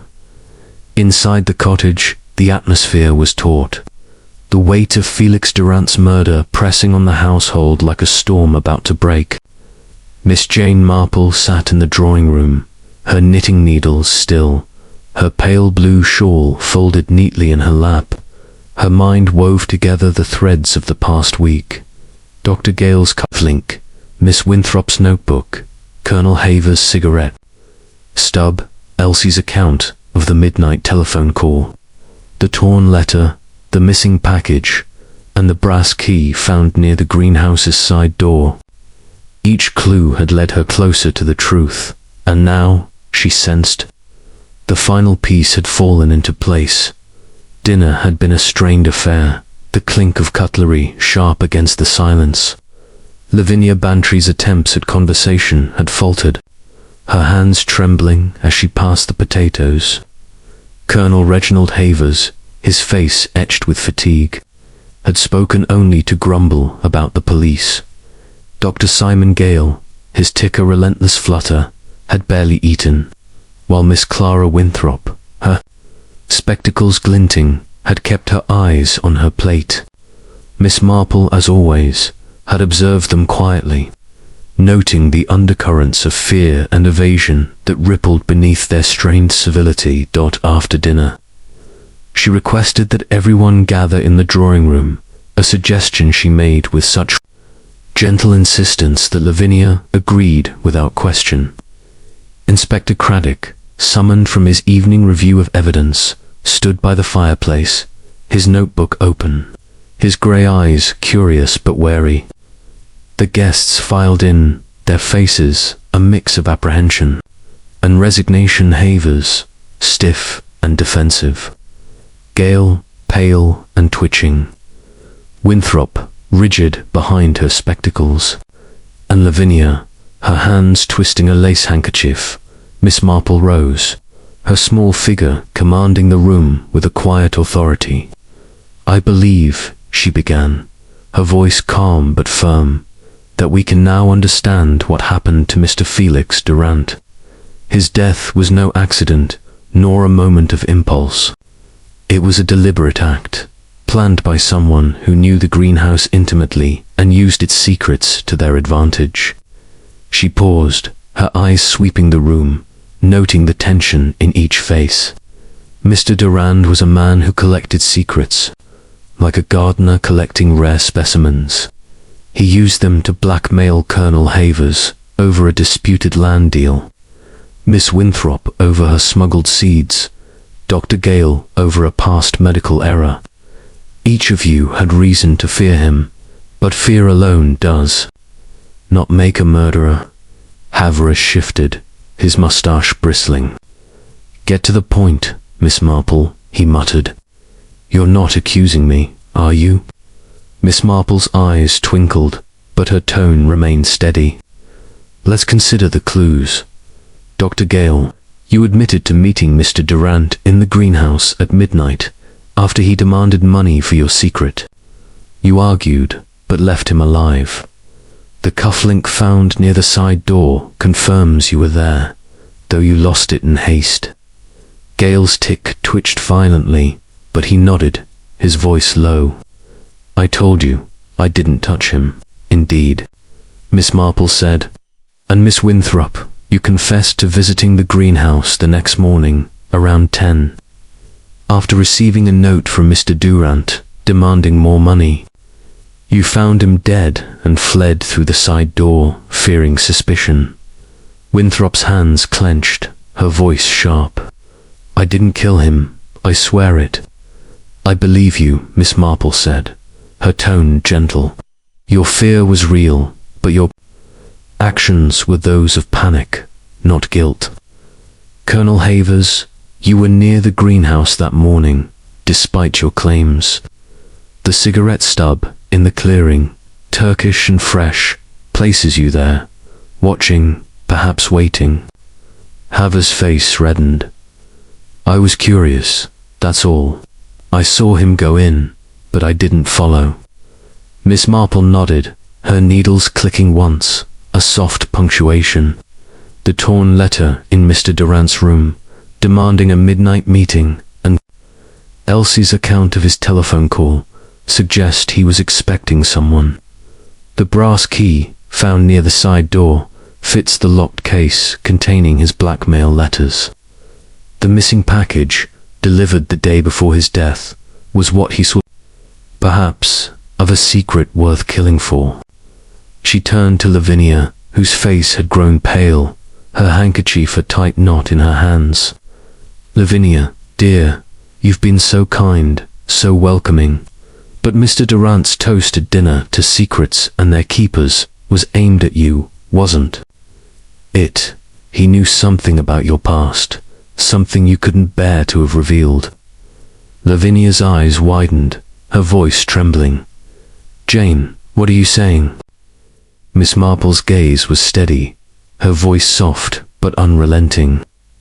"The greenhouse was your pride, Lavinia. You designed it, knew its every corner, including the side door's stiff latch. You knew how to move through the garden unseen, along the hidden path. The package that arrived for Mr. Durant contained letters from years ago about an affair that could have ruined your reputation. He demanded money, threatened to expose you.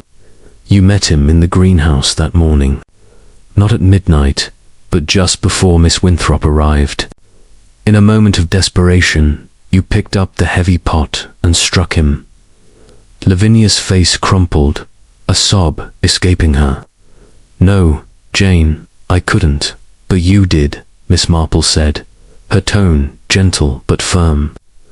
The pot was moved from its shelf, carried to the side door.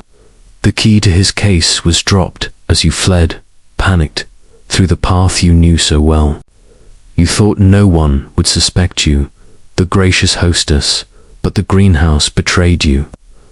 Lavinia sank into a chair, her hands covering her face. "He was going to ruin me," she whispered, her voice breaking. "Those letters, an old mistake, a foolish affair. I begged him to stop, but he laughed. I didn't mean to kill him, I grabbed the pot, and it happened." Craddock stepped forward, his face grim. "Mrs. Bantry, I'm afraid you'll need to come with me," he said, his voice steady, but not unkind. He signaled to the constable, who gently escorted Lavinia from the room, her sobs echoing in the silence. The others sat stunned, their faces a mix of shock and relief. Miss Winthrop's shoulders sagged, her spectacles fogging with unshed tears. Gale's tick slowed, his hands unclenching. Havers stared at the floor, his anger replaced by a weary resignation. Miss Marple resumed her knitting, her needles clicking. Softly, "People are much like gardens," she said, almost to herself. "They flourish in the light, but their secrets grow in the dark." The next morning, as she packed her suitcase for the return to St. Mary Mead, the greenhouse stood quiet, its glass gleaming in the sunlight. The truth had been revealed, but the cost was heavy. Lavinia's confession had unraveled the web of secrets, and Miss Marple, with her quiet observations, had traced the roots to their source. As she boarded the train, her knitting bag at her side, she felt the familiar satisfaction of a puzzle solved, tempered by the sadness of a friend's fall. The end.